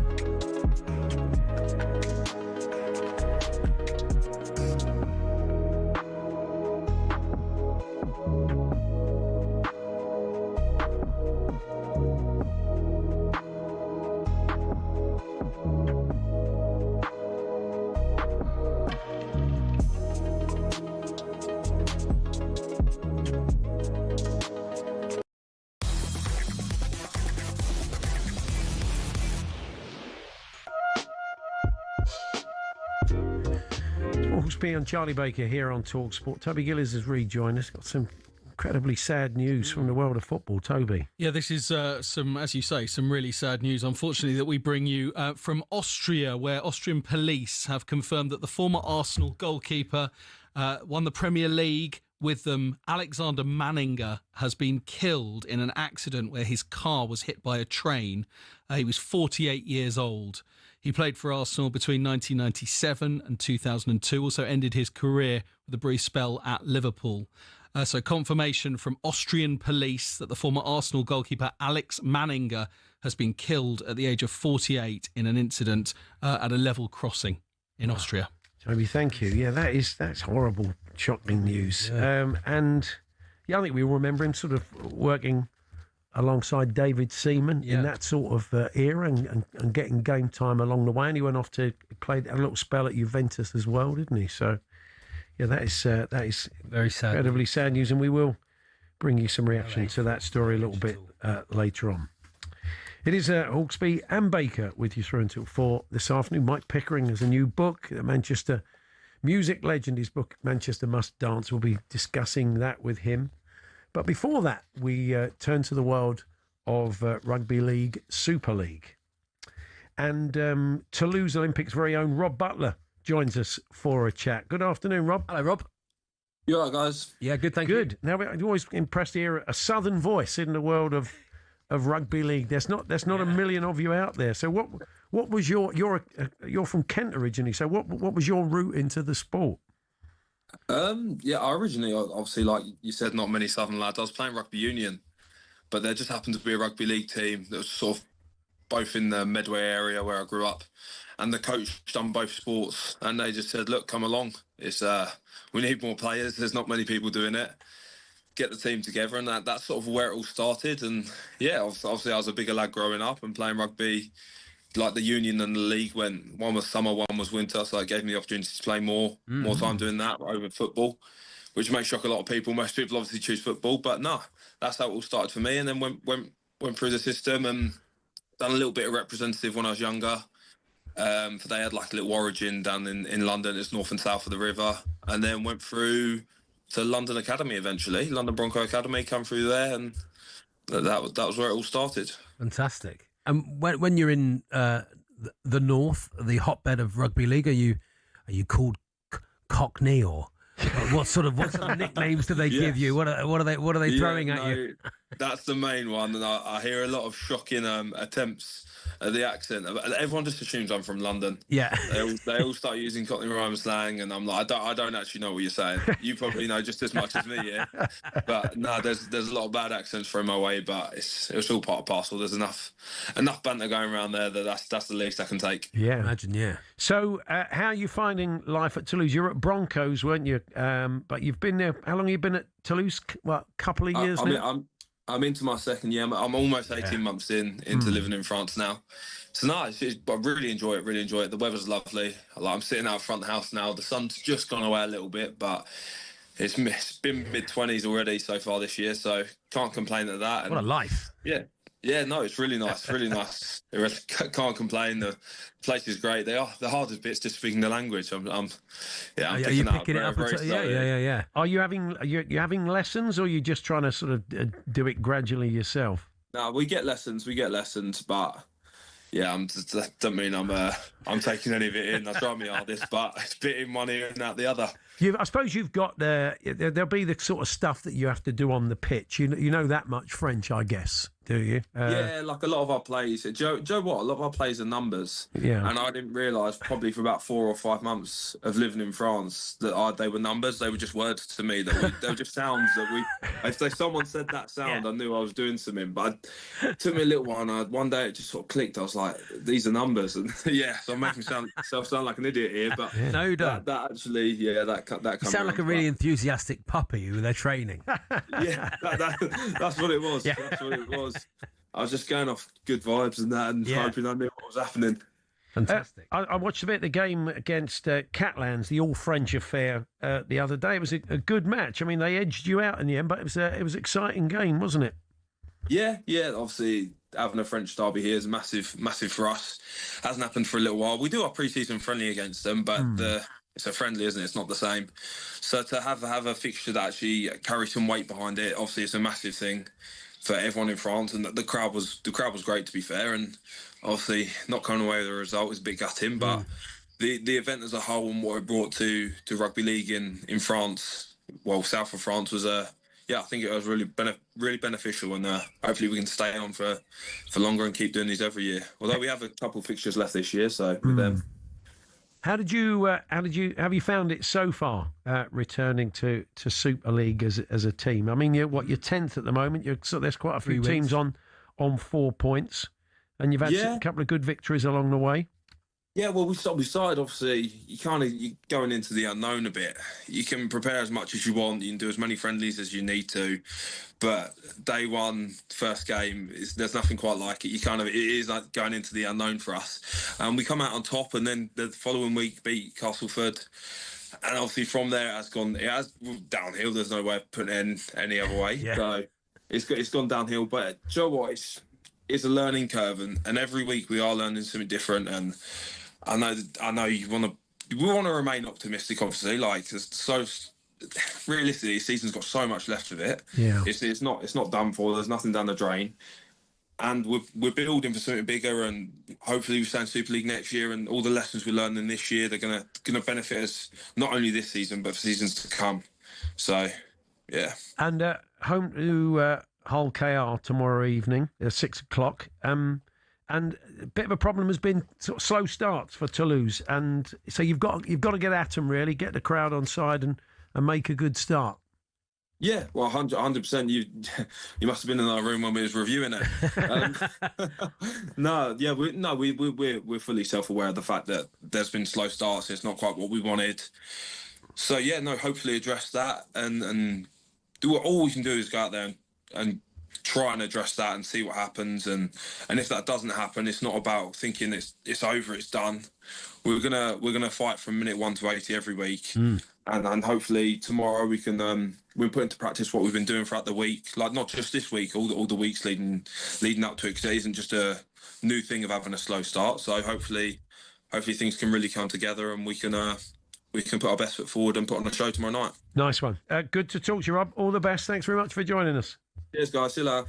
Rob Butler, Toulouse prop there in Rugby League, Super League. Yeah. What a lovely part of the world to live in. Oh, yeah, imagine that, Paul. Very nice stuff. Quality sausages. I mean, would be Toulouse? my first thought. Really? That's what you... Is that why you'd sign for a Rugby League, Paul? Yes, I think probably would do. Take the sausages first. We got rugby for you, Super League Rugby on Sunday. Wigan Warriors versus Castleford Tigers. Mark Wilson, former Hull and Hull KR star, Paul Cook are your commentary team. That's Sunday here on talkSPORT 2. But now it's time for this. Weekend preview on talkSPORT with Paddy Power. For more racing tips, check out their podcast, From the Horse's Mouth, with Ruby Walsh and our own Paddy Power. The podcast for racing fans, by racing fans. T's and C's apply. 18 plus BeGambleAware.org. Yes, it's time to mark your card ahead of another busy few days racing. Ryan McHugh joins us from Paddy Power with all the very latest. Hi, Ryan. Hello, Ryan. Yeah, hi, lads. Hope you're both keeping well. Yeah, we're not so bad. So what do you fancy this weekend? Yeah, the last of the Nationals comes up this weekend. The Scottish Grand National is the one that closes them off. And we've had consecutive Grand Nationals the last 3 weekends now. 9 races on ITV this Saturday, lads, coming from both Ayr and Newbury. Starting with the jumps action at Ayr, I did mention the Scottish Grand National is their feature, and that goes to post at 3:35. We're paying 6 places to Paddy Power customers online, and Joseph O'Brien's Kim Rock looks to be well handicapped based off his last few efforts. He finished 4th at the Cheltenham Festival. JJ Slevin takes over the reins, and he's a horse that a lot will be interested in, and rightly so. He should be bang there in that feature race at 3:35. Before then, the Scottish Champion Hurdle sees 10 runners go to post for that at 2:20. Tutti Quanti, Paul Nicholls' horse, the top weight of that. But Dan Skelton has one in it, Teller the Name, who heads the betting at around 5-2 with ourselves. Harry Skelton takes over from the injured Keelan Woods in the saddle. The fact he's only having his second start for the yard, I think is a real positive. There should be more to come from him in a first-time hood on Saturday. So at around 5-2, as I mentioned, he's another that I would take plenty of beating. He's probably my best selection on Saturday. Over at Newbury, we have the Greenham Stakes, which is a trial, of course, for the 2,000 guineas at Newmarket that'll take place next month. That comes up at 2 o'clock, that Greenham. Albert Einstein sports a first-time hood. So along with that and his disappointing effort on a seasonal debut at the Curragh last time, I think he's opposable. Aidan O'Brien sends him over. Gonna Fly, I thought, might be the alternative at around 9-1 in that. He's back at the course of his debut win last October, albeit that was on softer ground. It's a little bit better ground forecasted for Saturday, but I think he'll handle it fine. And finally, there's no Constitution Hill this weekend. We thought we might see him in the surprise stakes at 3:10 at Newbury, but it does look a deep race even with the demise of him. And although Phantom Flight was a winner on Bahrain just 2 weeks ago, I think if he can cope with the quick turnaround at around 10-1, I thought he might run a decent race. But we don't get to see Constitution Hill, lads, but there's plenty of good jumps action up at Ayr, along with a good flat card at Newbury. Good stuff. Thank you, Ryan, as always. Ryan. Thanks, lads. Ryan McHugh there from Paddy Power. And if you want to keep up with all the very latest racing news, Paddy Power's From the Horse's Mouth podcast is available every week.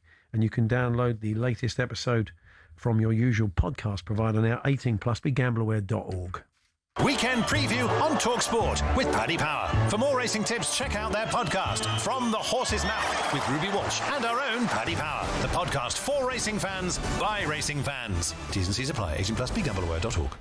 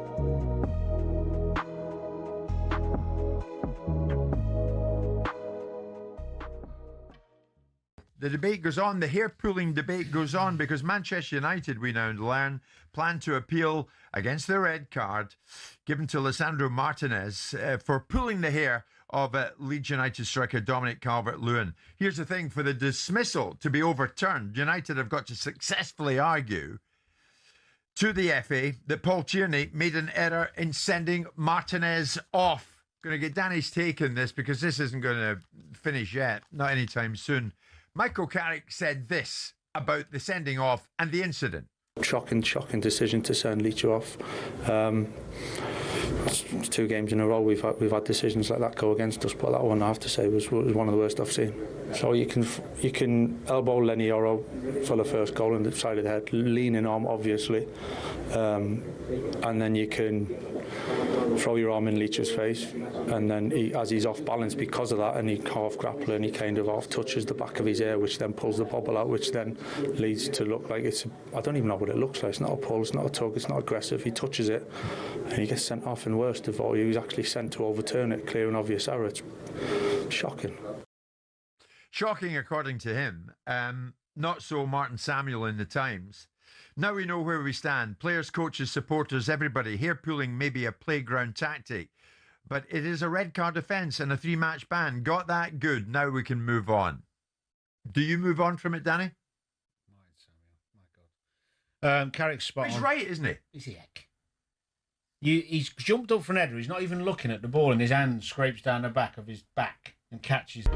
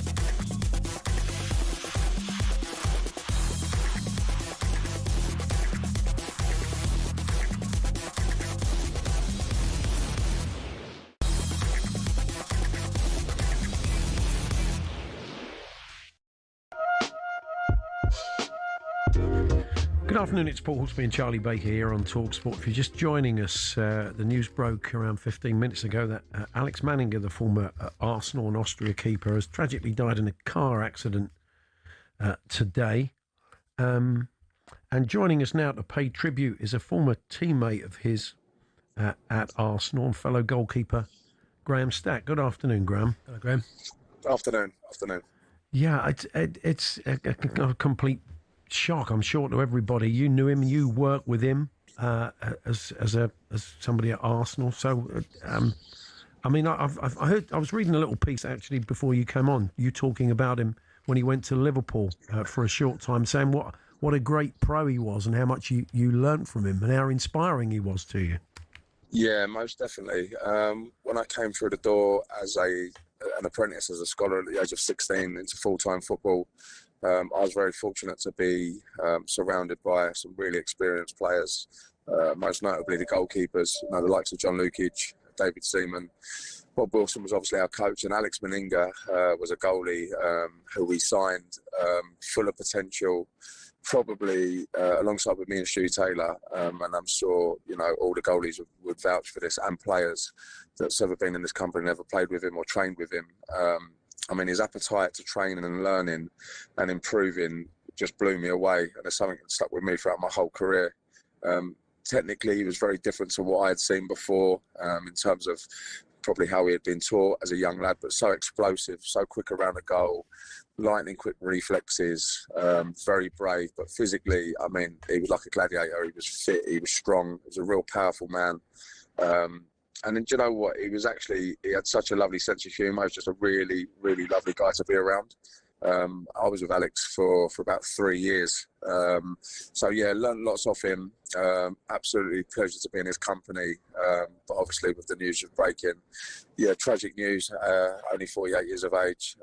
And an unbelievable career, really. Obviously won the FA Cup and League at Arsenal. I'm sure it's going to affect a lot of the players that were in that changing room. Spent many years with him. Obviously got lots of fond memories, having success alongside each other. So, yeah, tragic news. He had a little spell, Graham, didn't he, where I think David Seaman was injured, and he had a really good run of games and played very well, stepped up and immediately had an impact. Yeah, that's right. I think I remember. He played a number of cup games. I think there was a number of standout games. I think I think it was a game in penalties. If my memory serves me right, I think it might have been West Ham. But when he came in for cup games, he was reliable, and he was definitely. He was unfortunate, really, that he found himself behind. One of the best in the world in Dave Seaman, really. Given any other club or any other time, he'd probably be a number one.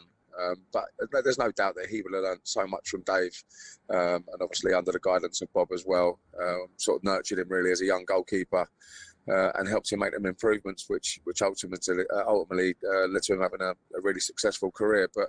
But yeah, I can nothing but fond memories of Alex. Really I can't honestly think of anything where anyone that's played with him would have anything bad to say about him. He's just just a joy to be around. Had you sort of kept in touch, or did you run into him you say he came back and played he was at Liverpool for a little while, wasn't he, about 10 years ago? Yeah, so we've got me and the lads are in regular contact. We've got like an invincible group chat, WhatsApp group chat. So there's no doubt there'll be some messages on that later. Obviously the boss is on there as well, David Dean.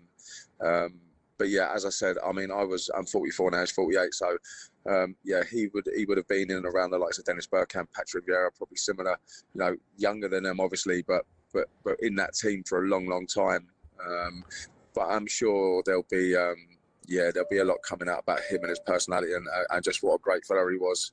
And just how sad it is, really. It's just it's just come out of the blue. Something, when something like this happens and it's sudden, I think it's always a bit harder hitting. Sorry about your friend Graham. I know the bonds you make in those teams when you work so closely. They're really deep, aren't they? Yeah, they are. I mean, look, what it is, you've got your goalkeeping. Your group, if you like, you're sometimes working in isolation away from the other players, waiting to be called over to join in with the first team squad. So you do get to spend a lot of time together. Your conversations are often different to what they are with players that are very much goalkeeper related. And I think all goalkeepers are a little bit nutty in most cases. Alex certainly had that side to him. Alex was a bit of a madman. He was full of charisma, full of personality, really bubbly guy. But I always remember him being quite hard on himself as well, and training. His standards are so high, and always set the bar really high for himself. So that was, I mean, I learned a hell of a lot from him, but most notably it would have been his work ethic and his attitude to learn and train. Was something that's always stuck with me. And I'm sure Bob Wilson will be, distraught really, because I think he looked upon the keepers he worked with over the years at the club as family. Yeah, Bob. This will hit Bob hard. I know it will, because I know when he come over, Alex, he was still quite a young lad, and Bob, being the father figure he was to pretty much all of us, really, and friend, I would say. So yeah, I think it's going to be a tough one for Bob, and Dave and John. They would have spent lots of years together and seen Alex sort of grow into a top goalkeeper. So they would have shared so many memories and away games and moments that I'm sure they'll look back on fondly. But yeah, I mean, look, this. It's tragic, but I can only look back with memories of and spending time with Alex as a young lad, and I've only got so many fond memories and positive things to say about him. Graham, we really appreciate you joining us when it's so raw and you've only just found out. But thank you very much for your time. We'll catch up with you soon. All the best. Cheers, thank you. See you later. Bye. Yes, Graham Stack, then a former Arsenal goalkeeper and teammate of Alex Meninga's. The news today that Alex Meninga has died tragically in a car accident, age 48. We're going to be chatting to Arsenal podcaster, broadcaster Harry Symeou very shortly. He also spoke to Alex Meninga on his podcast, I think, in recent years, reminiscing on that early Arsene Wenger era when they came in. And we'll also reflect on last night and build up to the City game this weekend. We'll also be bringing you a birthday spread a little bit later on. It's Paul Hawksbee and Charlie Baker here on talkSPORT.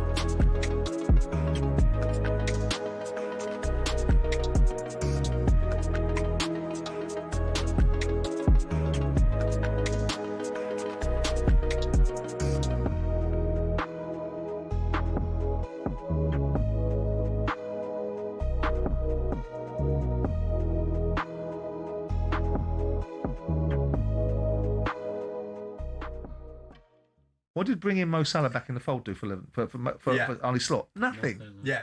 But Danny, off the back of Slot winning in his first season, you've called this season a catastrophe. So you're not giving Slot much latitude. Well, I did do for quite a while because of the circumstances around everything that's gone on. We've talked about them multiple times, with the players leaving, the Jota situation, all those things. But it's digressed. It's not got better over time.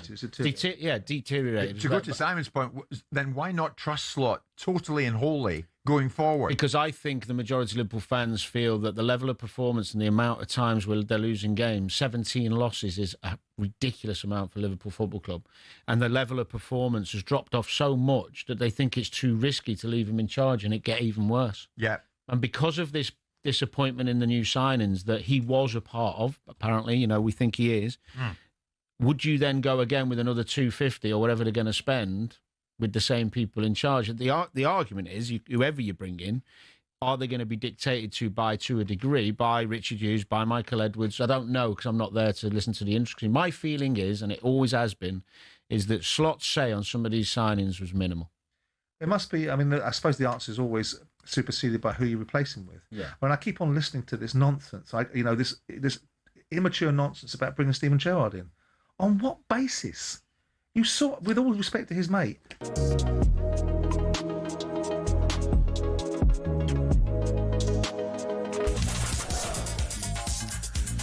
It's Paul Hawksbee and Charlie Baker here on talkSPORT. Lots more to come before 4, but let's get the sports headlines now with Toby Gillies. talkSPORT Sports Update, powered by the Nissan van range. Scoring a winning hat-trick of performance, payload and price. Search Nissan vans or head to your local Nissan van centre. Good afternoon. We begin with the sad news that the former Arsenal goalkeeper Alex Meninga, who won the Premier League with the club in 1998, has died in an accident in his native Austria. He was 48. Police there say his car was hit by a train at a level crossing. Meninga also played 33 times for Austria and ended his career at Liverpool. FIFA has gone in strong on the New Jersey governor, who's defended an expected price hike from $13 to $100 for fans going from New York to the MetLife Stadium by train at the World Cup. Our administration inherited an agreement where FIFA is providing $0 for transportation to the World Cup. Zero. That leaves New Jersey Transit with a $48 million bill. FIFA says it was surprised at Mikey Sherrill's comments, adding it agreed in 2023 that all ticket holders could use public transport at cost, and it knows of no previous event at the ground where ticket holders had to pay at all to get there. Bernardo Silva will leave Manchester City in the summer. It's now official. The club say he'll go down as one of their finest and most popular players. Perhaps some hope for Ugo Ekitike over his ruptured Achilles. Liverpool have confirmed the injury, with some saying it's difficult ever to feel the same again. But British two-time world heptathlon champion Katarina Johnson-Thompson, a Liverpool fan who recovered from the same injury in her left leg, told talkSPORT she has a positive message for him. I feel so strong on that foot. It's my takeoff leg. It's a high jump and long jump, so all the forces going through that are extensive. And if anything, my right one felt a little bit worse. And Live Golf staff have been told the 2026 season will continue uninterrupted and at full throttle by the chief executive in an email. But no word on the long-term future amid reports Saudi's public investment fund is planning to pull the plug on the tour. Remember, Nottingham Forest, Porto and Villa Bologna in the Europa League are live on talkSPORT and talkSPORT 2 respectively tonight.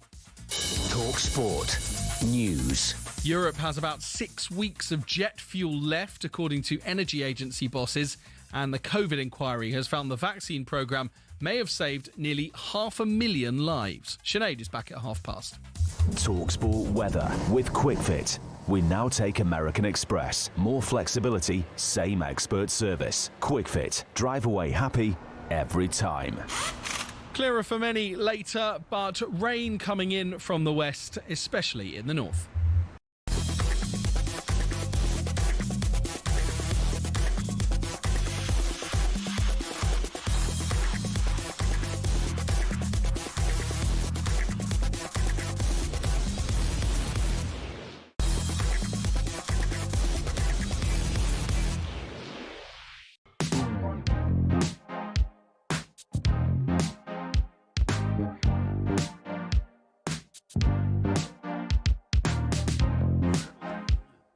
Good afternoon, Paul Hawksbee, Charlie Baker here on talkSPORT. Harry Symeou will be joining us a little bit later on Arsenal podcast. We'll look back on last night and we'll talk again about that tragic news about Alex Manninger in the last hour or so, as he featured on Harry's podcast on a number of occasions recently. But we turn now to a giant of Manchester music. Yeah. He has a new book out, Manchester Must Dance. Telling a story, a life of music, madness and moving on up. Forwards from luminaries like Martin Fry, Johnny Marr, Noel Gallagher, Calvin Harris. It is Mike Pickering. Hello, Mike. Good to see you. Thank you. So, is this the first time you've gone into print with all these war stories you've collated over the years? Yeah, I've been dragged in kicking and screaming. Yeah, I've never really been one to look back. As a DJ, you're always looking for the next big record or thing. But there comes a time in every man's life, right? Yeah. Before you forget. What were you first, Mike? Because, I mean, you worked at Factory, you signed bands, you worked at Hacienda as a DJ. Yeah. So what, did you start as a DJ and went into A&R? I've done more or less everything in the music business. Roadie. Mm. I mean, who did you used to roadie for? Oh, I've roadied for I've roadied for everyone, because when I went to Holland, I joined the local crew who went all through the Benelux and ABBA, Julio Iglesias, oh wow, Bruce Springsteen, Boomtown Rats, Kraftwerk, which was my favourite one of them. Did you ever get that chance to go out and go 1, 1, 1? Did you get a chance to do that? I've done the Super Trooper in the Crow's Nest above. Yeah. Oh wow! But that was fun, and then I've done it every aspect. I mean, what changed everything really was punk, because once Buzzcocks released Spiral Scratch, you're like, oh wow, it's 3 chords. They printed their own cover. Yeah, you get your own room.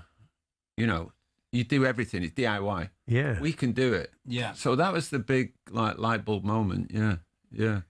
And from then on, then Holland came. Then the Hacienda came, and I did everything in the Hacienda. I booked all the bands, booked the DJs, and then DJ'd. Wow, way. When did you think, I'm at the centre of this here? Did you ever feel like that while it was happening? But yeah, especially the Manchester explosion of the sort of mid to late 80s, Yeah, like the Nude Night, which was the what became the famous Friday night. I started in '86, and that became a success immediately. Mm-hmm. But obviously, 88 and 89 were really special times, and you thought, hang on a minute, because there's people coming from all over the place, you know. There's people coming from like Europe and everywhere, America, and so you're like, this is something quite historic, you know. Movement. Yeah. You had to look after some pretty high maintenance bands, including the Happy Monday. So what was it like keeping Sean and Bez and everybody else in check? Oh, you know, I met them when they were just lads hanging around the Arndale Centre, and they're great lads, the Mondays, but obviously they got, in later times, they got ravaged by excess. Yeah. And I kind of cut out at that moment, as you do. Stepped away, and Nathan McGough took over. Yeah, but they're back now. They're all right now, aren't they? Shelby, Sean, and Bez. Bez the beekeeper. That's it. Calvin Harris, your involvement with Calvin Harris as well is interesting because the way his career has developed. I remember seeing him doing a little gig. My son was a fan, so I went along. And he was this kind of slightly nerdy guy in a little tour jacket. It felt very DIY. Did he have a band then? Or? Yes, he didn't have the band. 5-piece band. But they were good. But look at him now, sort of superstar DJ. It's when I met Calvin, he stacked shelves at M&S in Dumfries. And I said, "You've got to sign to me." I met him on. He was on his way actually to sign a deal with another record company, a smaller deal, and I'd heard it playing I was on the phone in another guy's office, a publisher's office. I went, "What is that?" Anyway, he said, "It's this guy coming." I just don't know who he is, but there was a phone number on it. So I rang the phone number, and his manager said, "Well, we're actually just going in to sign a deal in London." I went, "Give me 20 minutes. That's all I want." Yeah. And I met him outside Costa Coffee. I think it was Victoria Station. Yeah. And I said, "You got to come with me." He said, "If you give me a deal straight away, because I'm sick of Marks and Spencer's." Of course, no reflection on Marks and Spencer's. No. I mean, I love Marks. But what would you look for? What would you look for? What's the main thing? Well, I heard songs. Yeah, they were good songs, weren't they? Even songs, very even on early the first days. album. Yeah. And there was something about him when you spoke to him. I mean, that's got to be like 17 years ago. Yeah. We're still really, really close. Really close. He's just on his way to India, actually, to do massive gigs in it. It's so global now. Yeah. You know. But, and he's still making great records. I mean, the difference with him, people got to say, well, he's a massive DJ, but he's playing the stadiums around the world. Every track he plays is a global hit written and made by him. Yeah. That's the difference, you know. But yeah, it's great. They were kind of bedroom songs, weren't they? Which is kind of essentially sort of somebody can break out of that and become the star he has. Made them on a computer that he put together in his bedroom. He don't freeze from old bits. I mean, he's a bit of a geek, you know. Yeah. And people know you from musicians are because that's how they got good at music. Yeah. And M people as well. So how did I mean that was did all right. Yeah, that was some pretty big hits. I think it's fair to say. How did that all come about? Well, that was supposed to be a solo project, Mike's people. And straight away, when I started doing it, I had ideas for it. Like Jazzy B, we sold soul for different artists coming and doing it. But I saw Heather in a soul band supporting Barry White at the Royal Albert Hall, and I was like, oh man, she's great. Yeah. I love her voice. And so Paul, the other guy that I was working with, we just got her in to do 2 tracks, which was How Can I Love You More and I think Colour My Life. And we just wanted to be a band immediately. Yeah. And Simon Moran of SJM immediately heard it and all and said, you could be a band. You need to, right, I'm getting you these gigs. At first, the only gigs we were getting was when I DJ'd. So I'd do a deal with the promoter. I'd say, I'll DJ and we'll do a small gig after. But Simon guided us, you know, through from university gigs to theatres to arenas to everything. Yeah. Yeah. What do you remember of the early days of Oasis? Because Noel's he's written some nice things about you in the book, hasn't he? Yeah. Oasis. Well, yeah. I mean, because that was the 90s when we were all active. Yeah. I mean, you know, I think in Manchester we're just really proud of them. You know, especially last summer, which was Oasis World, wasn't it? Yeah. And it's a City fan, you know. And they're Rock and Roll Hall of Fame now. And I think Liam's slightly backtracking on what he said about the Rock and Roll Hall of Fame. Suddenly, he may have given you the impression he wasn't that keen, but he sounds quite keen. Well, that's his right. Yeah. And you are a big City fan, of course. Yeah. So what was your route into that? It's a family thing. Right. I've been going since my granddad took me, which is, 60 odd years ago, you know. Wow. So when did you sort of pick them up? Around sort of mid-60s or? Yeah. Around the mid-60s. The first game I ever went to was Bert Trautmann's testimonial match. Blimey, that's not bad. It was a combined City and United team against an England team. Yeah. Wow.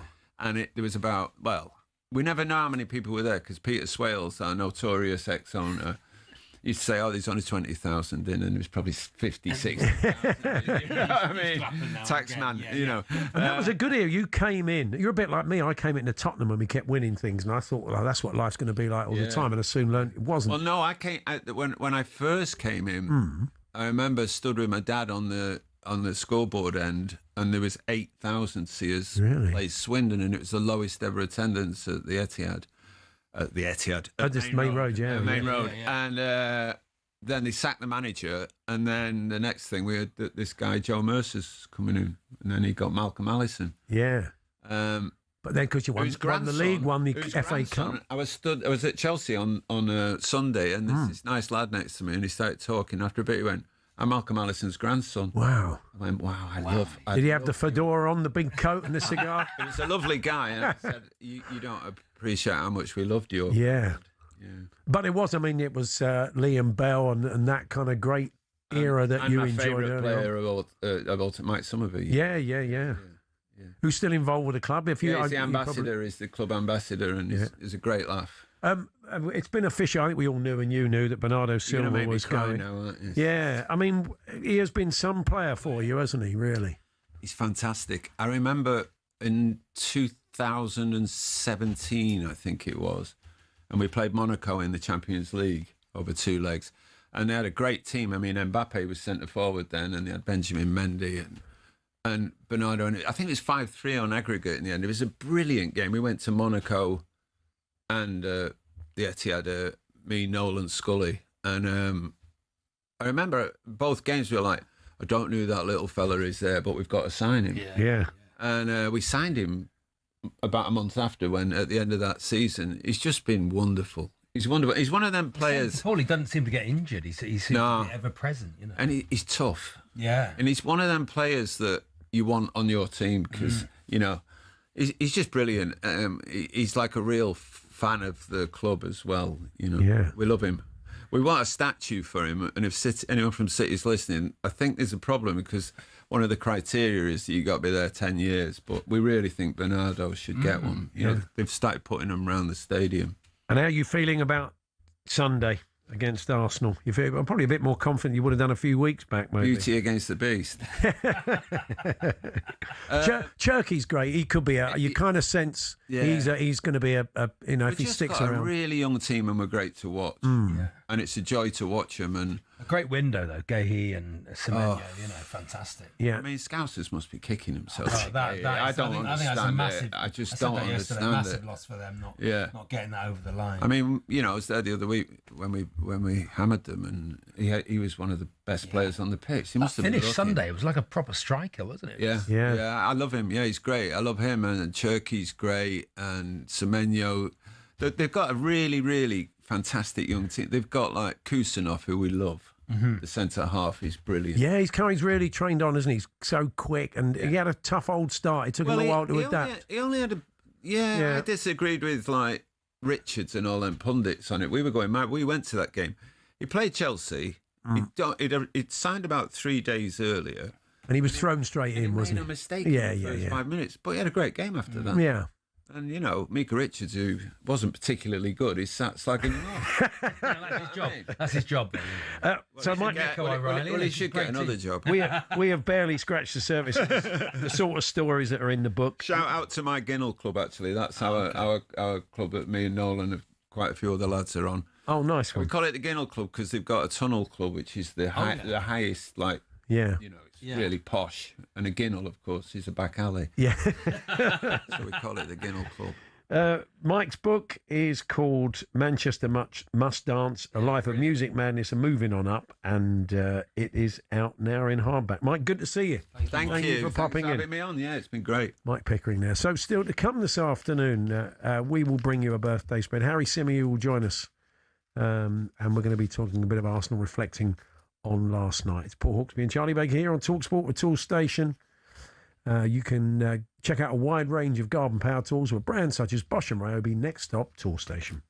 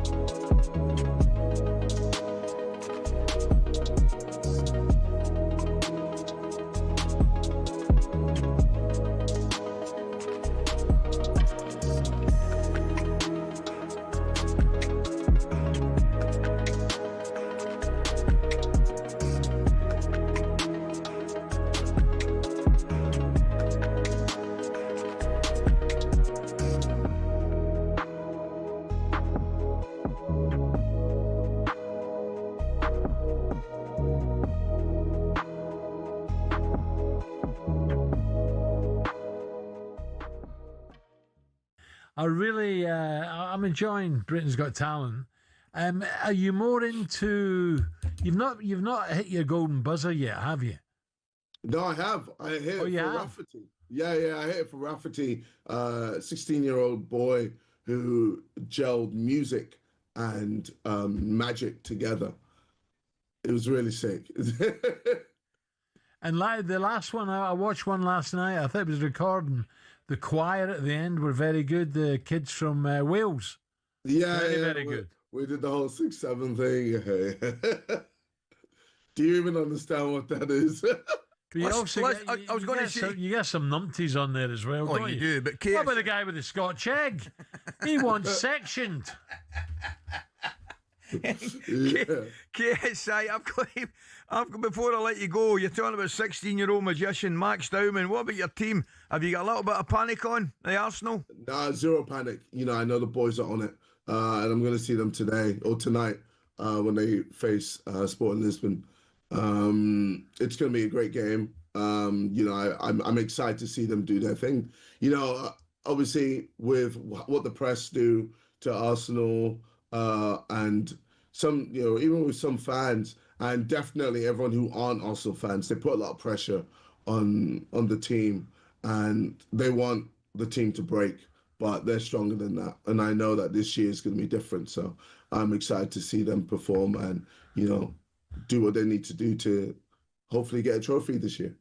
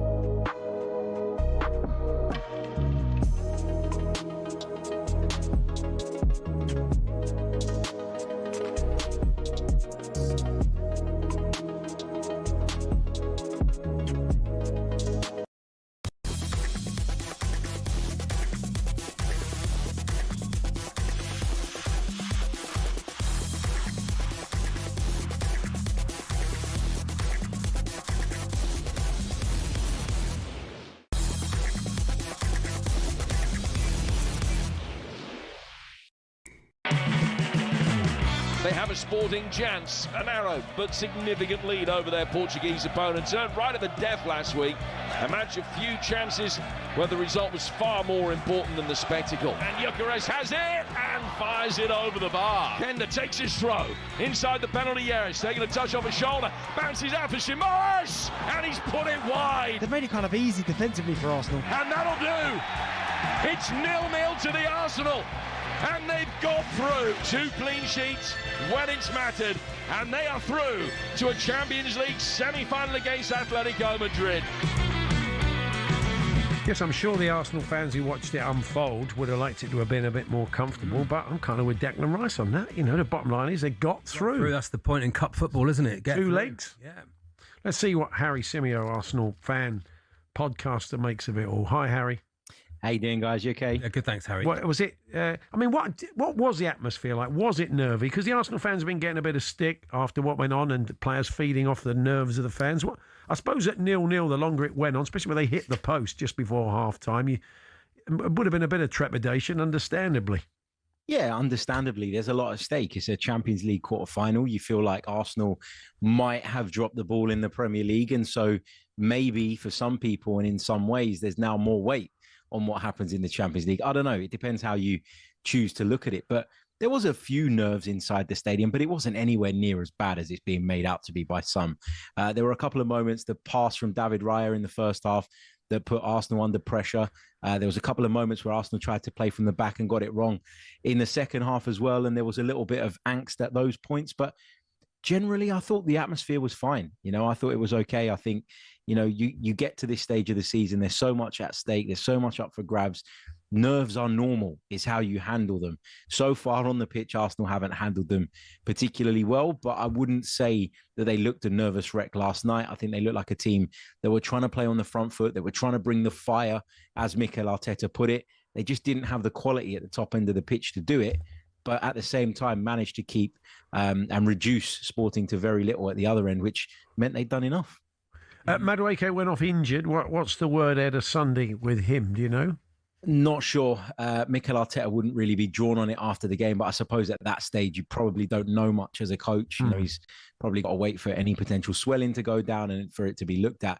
But it didn't look good. He had to go off straight away. He didn't even try and continue. I wonder if Max Daumann was someone that Mikel was thinking of bringing on anyway at that point, because there was no hesitation. As soon as Madueke went down, Daumann was stripped and ready to come onto the pitch. So don't know on that one at the moment, but I think the ones that people are really concerned about at this moment in time are the injuries to Bukayo Saka, to Martin Odegaard, and to Jurriën Timber, Ricardo Calafiori as well, and obviously a long-term absentee in Mikel Merino. And Arsenal, again, at this stage of the season, are struggling with big injury problems. That seems to be what you miss at Odegaard and Saka, especially that bit of magic, that final ball seems to be missing at the moment, and that which would, take away those nerves, wouldn't it?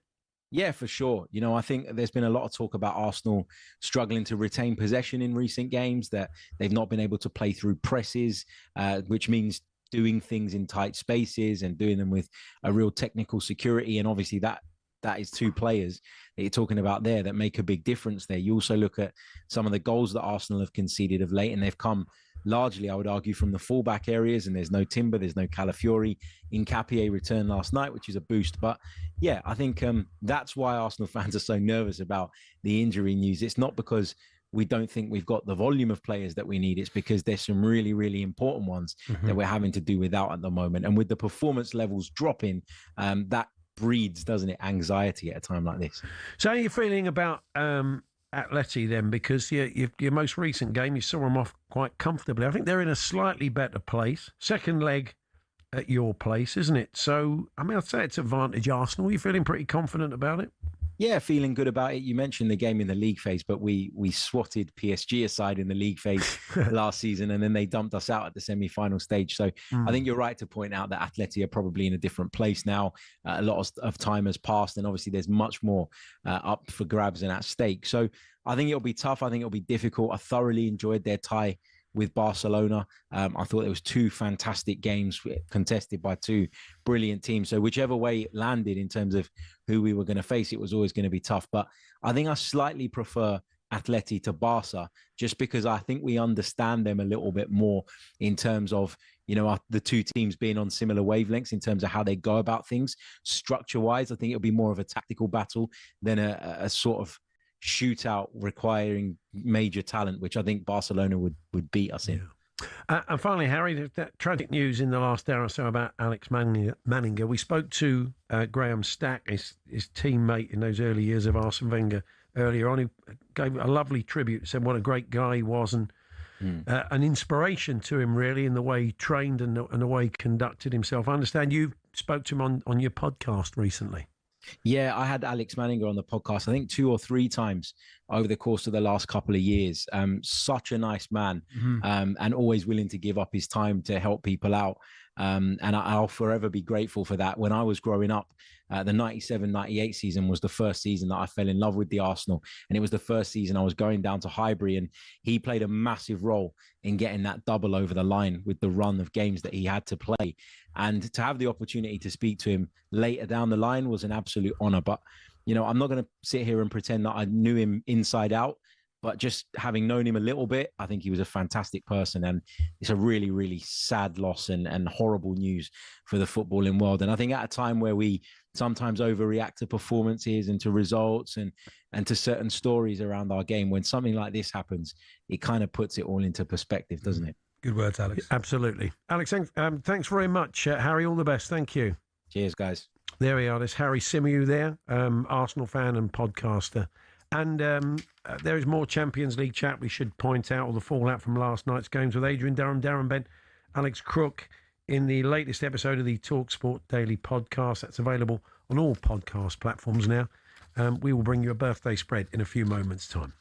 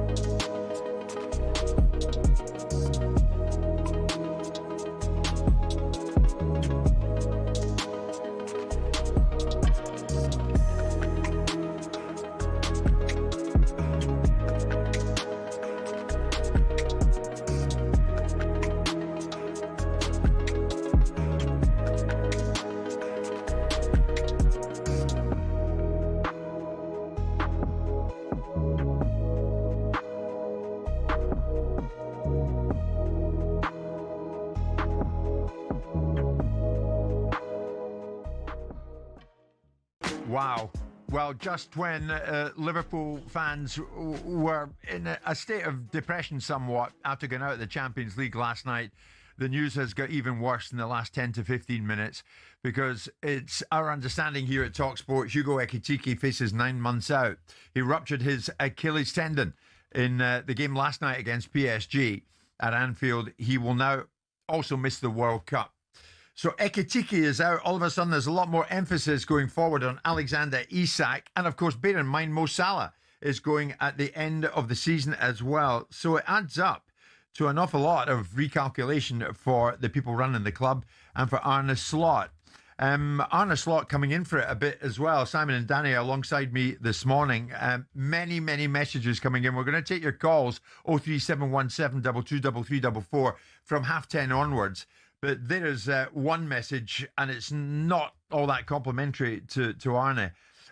Let's not use this half-good performance to gloss over the fact that Slot has turned a very good Liverpool squad into one of our poorest teams in many years.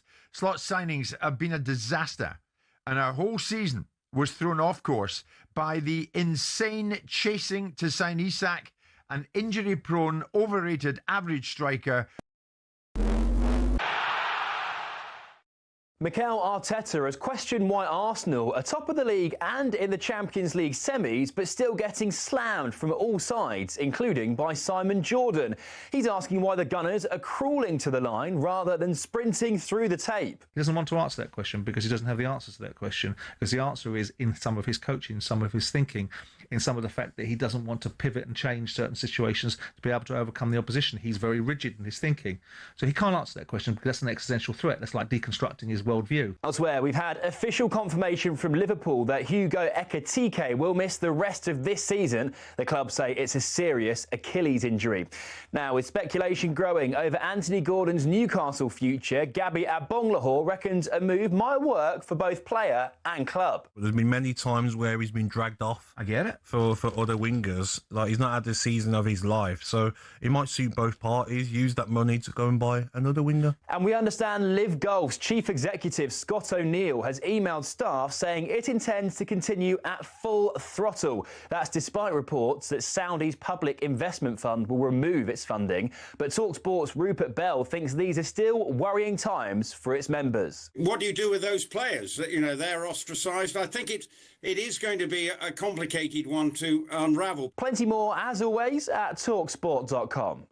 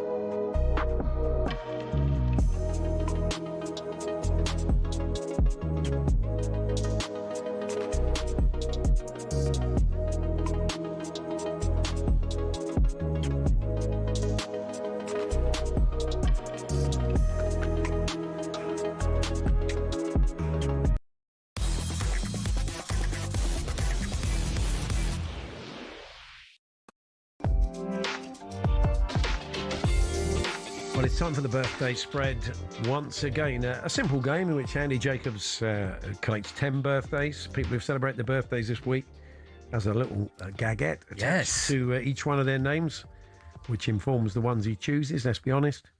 And a few familiar names, I'm sure, will pop up as usual. And it's our job, myself and Charlie, to try and guess how old these people are. Familiar names, and the great Dorothea Chicken, who was the pastor of Birmingham University in 1924. Some will know, some we won't. That's the way it tends to work. And you can play along at home. Chris Evans, good afternoon, Chris. He's on Chris. The school run. I know he plays along. Up to the afternoon. So let's say hello to Andy. Hello, Andy. Hello and good afternoon. Yes. Any familiar Alan names? Wicker, you went there. Hello, good afternoon, and welcome. Welcome. Yes. On for the kids. We've started as we mean to go on. Yeah. Alan Wicker. Yeah. I'm doing Alan Wicker. Here in my little house in Chiswick. Yeah. That's lost at about 90% of the audience. So, good morning and welcome. That's David Frost. I'm doing David Frost now. Blimey. Jeff Peters keeps score. Hello, Jeff. Good afternoon, everybody. Charlie's win last week was incredibly his first since the 4th of December. But people like the way I play the game as well, so they were happy for me. Yeah. Yeah, they weren't. He trails Paul 8-1 this year, 114.67 overall. And thank you to the 27 people who went to the trouble of going to my Instagram at Mr. Jeff Peters, sent me a DM to hear the Michael Parkinson megamix, which was disgracefully ignored on air. Thirsty, they call that, Jeff. You know what the kids call that? Thirsty. We didn't have anyone who missed it and wants a copy, give me a shout. We didn't have a spare 2 minutes. You'd never find me plugging my Instagram or my tour Go Get It from September to May next year. You wouldn't find tickets at charliebakerscomedy.com. You wouldn't hear me saying that. You wouldn't lower yourself to that, would you? You wouldn't hear me putting on merch with the name of the tour on top of it during the most popular bit of the show. Yeah. Oh, I like that. That's nice. I like one of those. So, shall we get underway? Charlie's going to lead us off. Take it away, Pele and Sergio Mendes. Okay, we start this week with the broadcaster Jeremy Clarkson. Oh, yeah. Jeremy Clarkson. And you must see his new documentary series on Amazon Prime, where he takes over the local village chemists. Yes, don't miss Clarkson's Pharmacy. Oh, okay. You're giving him ideas now. He might Good do idea. that. He's got a pub and he's got a farm, so everything, paracetamol, everything. Route that's 1. What do you reckon? Gluten intolerance, never heard of it. It doesn't exist. Yeah. Yeah, great pharmacy. Be like the pub landlord, wouldn't he? You're going, I don't feel well. Yeah. Oh, snap out of it. Snap out of it. Buck your ideas up. Yeah. Okay, not the ideal person to run a pharmacy. No, okay, that's what we've established. The thing is, there. I suppose if you go into a pharmacy, you'd be buying Top Gear. Oh, okay. Well, that's sorry, it's a drug reference. Sorry, the drug reference. It's not ideal. Not all the kids listening on the school run. Chris Evans on the school run, just turn it off. If you think that's bad, wait for. If you think that's bad, wait for later. Oh dear. Okay. Come on now. How old is he? Jeremy Clarkson. Come on. 70. Is he that old? I don't know. That's the game, Paul. That's my guess. 67. 66. Oh, okay. Bad from me. What's that done to the scores, yeah? It's Paul 1, Charlie 4. I think Paul was 1 out on purpose there. I think he knew 66. We started already. Read it in the Banbury cake. Okay. Like birthday number 2 then. Last week's Banbury Cake headline was it's sensational. unbelievable. The next day. Actually, It was really good. Can't believe you're Anyway, getting hold of them.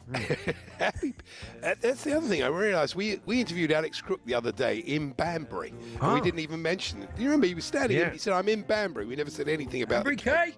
Yeah. Anyway, Yes. that's by the by. It's a very happy birthday to one of my favourite broadcasters, absolute legend, Bob Harris. Whispering Bob, Harris. yeah. He's very friendly. He's very friendly with the former ref, Keith Hackett. And Keith told him about how he deliberately blow for offside against Everton's strikers just to see how much it would wind them up. He used to call it the Andy Gray whistle test. Oh, very good. I like that. I'm going to go. He doesn't look it. He was in with us a little while ago. 79. I'm going 79. 80. 80. Bang. Oh, wow. Stand up. Yeah, there we are. Big birthday. And big birthday for Happy Bob. birthday, Bob. What's that done to the scores, Jeff? It's Paul 2, Charlie 4. Not the snooker. Imagine Bob Harris at the snooker, really whispering. Well, I'd have to whisper again on top of a whisper. You wouldn't hear him. Birthday number 3, back to Charlie. Ted looked like he's shouting. Yeah. Anyway, Shush, Ted. Keep your voice down. Really great Like he's Ethel Merman. Great music there from the Steelers wheel. I'll see your Alan Wicker. And like show business. Ethel Merman. Anyway, next up. It's the fine actress from Dr. Zhivago, Julie Christie. Oh, yeah. Julie Christie. Oh, yeah. And she stood against Monty Panesar, actually, in our local council elections. I was there when the votes were being tallied. It was so close. I'll never forget the Count of Monte Christie. The Count of Monte. That's quite good. Anyway, what do you reckon? 83. It's got to be in that envelope. I think you're about right. 82. I was so standing here, she's complaining because for some reason it's not on inside. I can't do anything about it now. I'll do it at half time. It's not on inside. Oh, you can't hear it. 82, Andy. Oh, no, sorry. 80, no, I don't. I said 83. You've said 82. Yeah. 86. Oh, okay. Julie. Well, where does that leave us? Paul is 4 out onto 6, Charlie 3 out onto 7. Very tight game as we go into birthday number 4, Andy. Yes, another fine actor, Steven Seagal. Steven Seagal. And our families used to go to McDonald's together every weekend. But we had to stop because his family kept eating our fries. I wasn't happy the Seagals were nicking our chips. Very nice. That's very good. Be great if all these stories were true that you tell. He's only allowed to tell them. It's got to be a book in Andy with all these. He knows them Great all. anecdotes, I do. He was at the Julie Christie Monty Panesar count. He used to go to McDonald's. Julie Christie and Monty Panesar sitting together. Yeah. What they talk about. I don't know what they talk about. Yeah. Did you enjoy And it? the fact that he bowled the same delivery every time. Yeah, just tell me how you turn the ball, please, Monty. Julie's interested. She was probably a better fielder. That's a bit hot. Oh, wow. So I'd say, whose birthday is it? Sorry. Whose birthday is it? Steven Seagal. Steven Seagal. 74. 74. Don't look now, she'd say. Yeah, don't look now. That's right. 74. Who is it? Steven Seagal. Of course. Pay attention. He's a first Dan or something, isn't he? Like a He's a martial artist, yeah. Martial arts guy. What do you think? Steven Seagal. Actor, yeah. Plumber. What do you say? Nothing. Carry on. What did you say? 74. Sorry. Yeah, 76. 74. Oh, not so bad. So I stay on 6 then. And so I stay on 6. Ridiculous. What a cheat. It's unbelievable.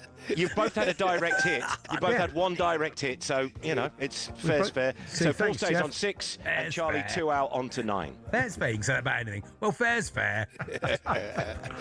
We've both had a direct hit, as you've just heard. Okay. It's true. Are we going to half-time with number 5, Andy? Okay, the jazz musician and composer. Jazz. Really great. Herbie Hancock. Herbie. And I'm very grateful, actually, to Herbie for saving my life. Oh, yeah. After I accidentally severed my main artery in my leg, I'm forever indebted to Hancock, the blood donor. Oh, that's very good. Or as Goffy calls him, Herbie Hancock. Herbie Hancock. Herbie Hancock. He'd love this, wouldn't he? It's his best half hour of the week, isn't It would be, yeah. Herbie Hancock. What do you think? Herbie Hancock. Yeah. How old is Herbie Hancock? Should know this. That's the game. Go on then. Come on, we haven't got half hour. Come on. Right, get half it. 78. Probably is in that envelope. I'm going to go 79. No, believe it or not, 86. Wow. Blimey. Dragged you down there, Paul, I did. I reckon you'd have gone higher there. So, yeah. You thought, what did it say in the paper this morning? Yeah. And then you'd have said it. I would have remembered. One So out. what's the scores, Jeff, going into half-time? Paul 7 out onto 13, Charlie 8 out onto 17. A quick happy birthday to Sophie Ellis-Bextor, who's normally in the spread, but she's not in this one. And long-time listeners will recall she went to the home of a French football superstar and spotted an Irish horse racing legend lying flat on the ground. It was Johnny Murta on Zidane's floor. That was one of Very Andy's. good. That was one of Andy's best. Very nice. No, it's one of Jeff's. I never did that. Oh, was it Jeff's topper, was Yeah, it? that was one I of thought it mine. had too many words. Possibly Jeff just repeated his own topper. Probably his best topper. Repeating a top. King of the 8-liners. He's doing a greatest hits tour. Okay, 17-13 at half-time. How are you getting on? Let us know. talksport.com/H&J. Text to 81089. Tweet to TSH&J. And we'll round those up before we get underway with the second half in a few moments' time. Don't forget to head to Toolstation to get your toolbox essentials this spring with big savings on screws and fixings. Next stop, Toolstation.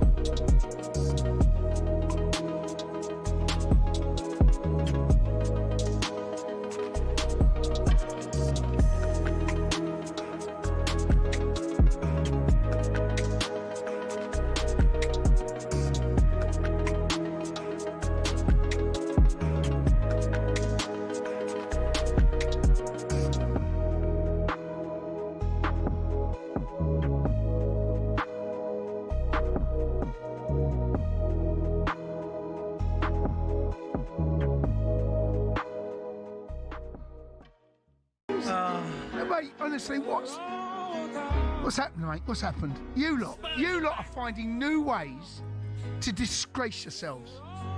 Somehow, in the last 2 years, every week you find another way to embarrass yourselves and disgrace yourselves, and you've done it again. I mean, I don't know how you do it, mate.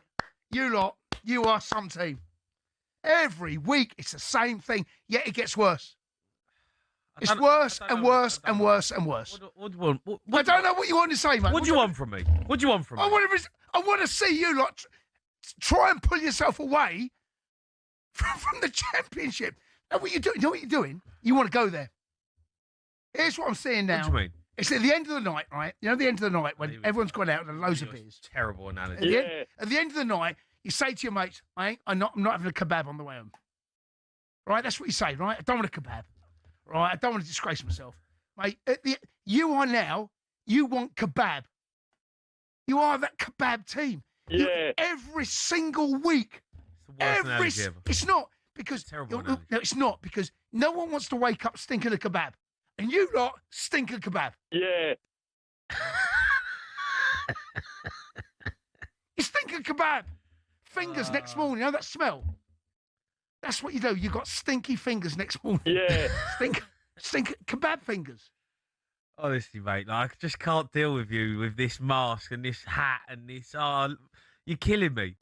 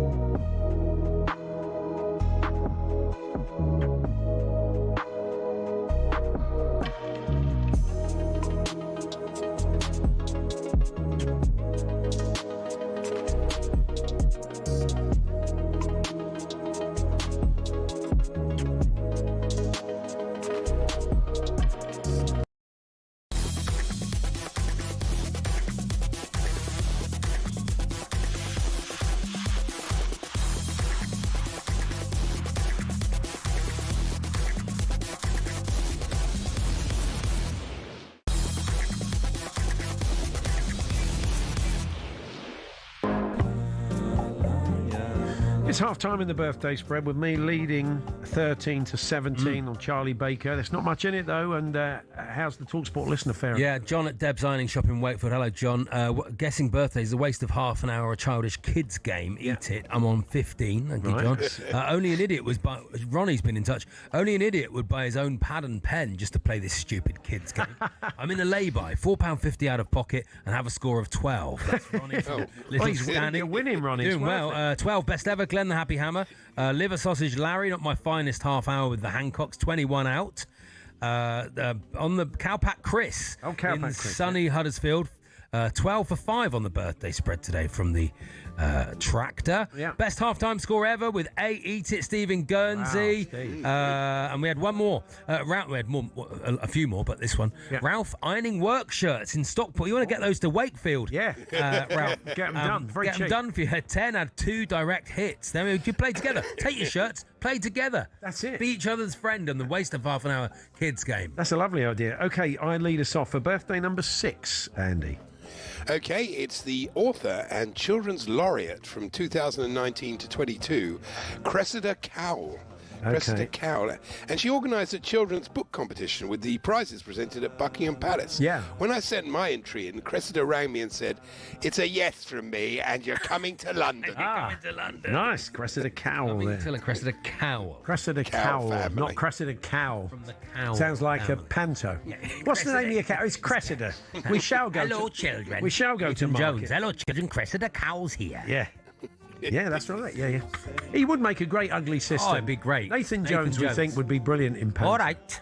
Yeah, he's got a great voice. All the mums. Great voice. All for, the dads. Great voice for panto. I thought it was Welsh, Charlie. Okay. Oh, yeah. There's another one gone. Jeff was trying to get. I'd say she is 57. Andy, Cressida Cowell. What do you think? Cressida Cowell. Yeah. 2022. No longer children's laureate. No. Go on. Well, you said 57. 57. Yeah. 60. She is 60. Oh, what a start. No, don't look at me like that, Paul. Hello. That was just. Hello. That was Cousin Cressida. That was good old cousin Cressida. Someone's been reading the TLS. Right, what's the scores? Paul looked at me then, like, yeah. Dirty Charlie. Dirty. Genuine guess. Genuine. Yes. Second Second direct hit for Charlie. Make of that what you will. Yeah. Charlie stays on 17. Paul 3 out onto 16. 1 in it. What a game. What a game. Birthday number 7. Here we go. Birthday number 7, the former president of South Africa, Jacob Zuma. Oh, Jacob Zuma. Whenever I've met him, he's always unnecessarily rude to me. I said, no need to be curt, Zuma. Oh, that's it. That's good. Yeah, yeah. Very good. That's nice. Again, if these are all true, these stories. What a brandy meeting all these people. Like Pete Ustinov. What a book. So, Well, if he just Sophie Ellis-Bextor, how did you get to know Zinedine Zidane? Yeah, And- because and- great. That wasn't Andy's joke, though. That was your joke. Yeah, that's true. Stop plugging your own jokes. That Jeff. would be your joke, Jeff, which should be a very slim pamphlet. Would probably be about 800 pages. Very harsh. If I had a referee's outfit on like Andy had the other day, I'd give you a yellow card. Yeah. Okay, Harold. Harold Zuma? No, it's his brother. Jacob Zuma. Jacob Zuma. Yeah. Harold Zuma. Yeah, not Harold Zuma. Not Monty Zuma. No, go not on. his revenge. No. Go on. Okay, come on, everyone. Come on, Charlie. For goodness sake. Only got 4 minutes. I get in trouble with the This producer is, every I'm week in because trouble. of you. 72. Don't know. That's a good guess. I'd go 75. 84. Oh, dear. Rubbish. We were both rubbish. Rubbish. I'm going Paul too 9 low. out. Yeah. Paul 9 out onto 25. Charlie 12 out on that one. On to 29. 4 in it, This 3 method to go. and his I don't madness. mind it. No, stay behind. Very good. Till the last one. Because the last birthday, the person who's got the shortest margin of error goes off first. And so when it's tight, it's advantage whoever's just off of the lead. Yeah. Anyway, that's the way it's That, supposed to and I work. don't know how old people are. Yes, that's it. Those two things. Birthday number 8, Andy. It's the unbelievably named president of the Royal Horticultural Society. Royal Horticultural Society. Keith Weed. He can't be cool. I know. I suppose the answer to that is true. The answer to that is Diddy, isn't it, really? Yeah. Keith Weed. Anyway, in I all know four Keith. corners. Yes. I know Keith pretty well, actually, because we took part in a terrific series of drag races at Daytona. Yeah. I won every single time because my car was so much faster than Keith's. I was continually smoking weed. Oh, okay. It's a drag racing term. Yeah, we're with you. When you Yeah. said drag race, I thought you meant sachet away. I'm going to go At Daytona. Yeah. Not really. Daytona, no. Keithy Weed. Keithy Weed. Keithy Weed. Keithy Weed. Is he president, Andy? Favourite, President, is he? President, yeah. They're not giving that out, are they? I'd say 63. I think older than that. Okay. You said 63. Yeah. What am I behind? 4. Yeah. I think he's 66. 65. So what has that done to the scores, Jeff? Charlie, you've narrowed the gap. It's Paul 27, Charlie 30. Paul leads by 3-2 to go. Birthday number 9. Charlie leads us off. Here we go. Birthday number 9, the bassist and songwriter from The Pretty Things, Wally Waller. Wally Waller. Wally Waller. And he told me once that he threw a firework at Bing Crosby. Luckily, it didn't go off, otherwise it would have been, ooh, ah, Wally Waller, Bing Bang. That is excellent. That is very good. That's the best That's one of the very year good. so far. Good. Ooh, Wally Wally Bing Bang. That's very good. Josh Josh Whittaker. Josh Whittaker, like that. Yeah. So The anyway. Pretty Things, I don't know who they are. Pretty It's Things. a blank in my music knowledge. Okay. What do Did you they think? do Rosalind? Wasn't that then one of theirs? Oh, but don't That's not helping him, is it? give Go on any then. clues. really. They haven't It's got any old track. clues. Use the The Rosalind. Pretty Things sound like a 70s band, so I'm going to say that. And I'm going to say, just looking at Paul, see if that's about right. Not mine will be right. Late 70s, I'm going to say 77. So I think if you're in a band, then you're about 24. Yeah. Right, so you had 74. I'd go 82. He's 82. Stand up, what a cheat! It doesn't do me any The fun. Banbury cake, unbelievable. They were Wally earlier. Waller. They were earlier. Were they? Were they? This is why I So know. I'm you- showing my workings out to show you where I get to, but you know, You Paul, both had- Paul's you both workings had- out at opening page 52 of the Banbury Where the cake, birthdays are. Where the birthdays are. So we go into the last one. Jeff, scores. So you both had 2 direct hits, Right, today. okay, Paul yeah. 27, Charlie 35, 8 in it, Paul to go 8. first. So it's going to be 9 either way for Charlie. 9. Okay. Here we go. Don't mind it. Don't Okay, mind it's it. the behavioural ecologist Yeah. and former principal of Jesus College, Oxford. Yes. Lord John Krebs. Lord yeah. John Krebs. And he's just opened a stall in our local fish market selling imported South African seafood. Yes. It's right next to a bloke selling lobsters, but I prefer Krebs. For Krebs. Just remind us what he does again, or did. Lord John Krebs, behaviourist, no, not behaviourist, behavioural ecologist, and former principal of Jesus College, Oxford. Doesn't say when. Okay. You go. No, You go I go first. first. Hugo first. Hugo, good old Hugo first. 90. So happy birthday to Hugo first. 91. 91, I'm going. All right. Oh, that's So you got to be 9 Yeah, either I way. know. You've won, boss. It's a No, shame. I haven't. Oh, he's not going to be in his 80s. Yes, he could be. No, he's not. 91. I'm going to go the wrong way. Whichever one I say. Go on, Charlie, quick. Time to pressing. 100. Oh, for goodness. No, Andy! No, Andy! Lord John Krebs is 81. No! I could have done it! How can he be 101? Oh, it's such a kid's game. I hate it. Hate it. It was. Great play, wrong way. That was Great play, wrong Great way. play, wrong way. 37 40 I am the 49 cursed 1 by this wrong way year. Regal. I enjoyed that. I enjoyed that game. Well done, Paul. That was a lot of fun. Thank you, Jeff. Stinks. Thank you, Jeff. That was classic Baker. Cheated as well. Classic So many Baker. times. Such a cheat. See you tomorrow, Andy. Thank you, Jeff. tomorrow. You're back Saturday with Max? 9 till 11. The game day warm up. Nothing silly like this game. No. Loads of Just grown-up guessing attendances, stuff like that. Just Brilliant. stupid stuff like that. Stick around. It's Andy Goldstein, Darren Bent, building up to another big night of football here on Talk Sport, and they're coming up with Drive.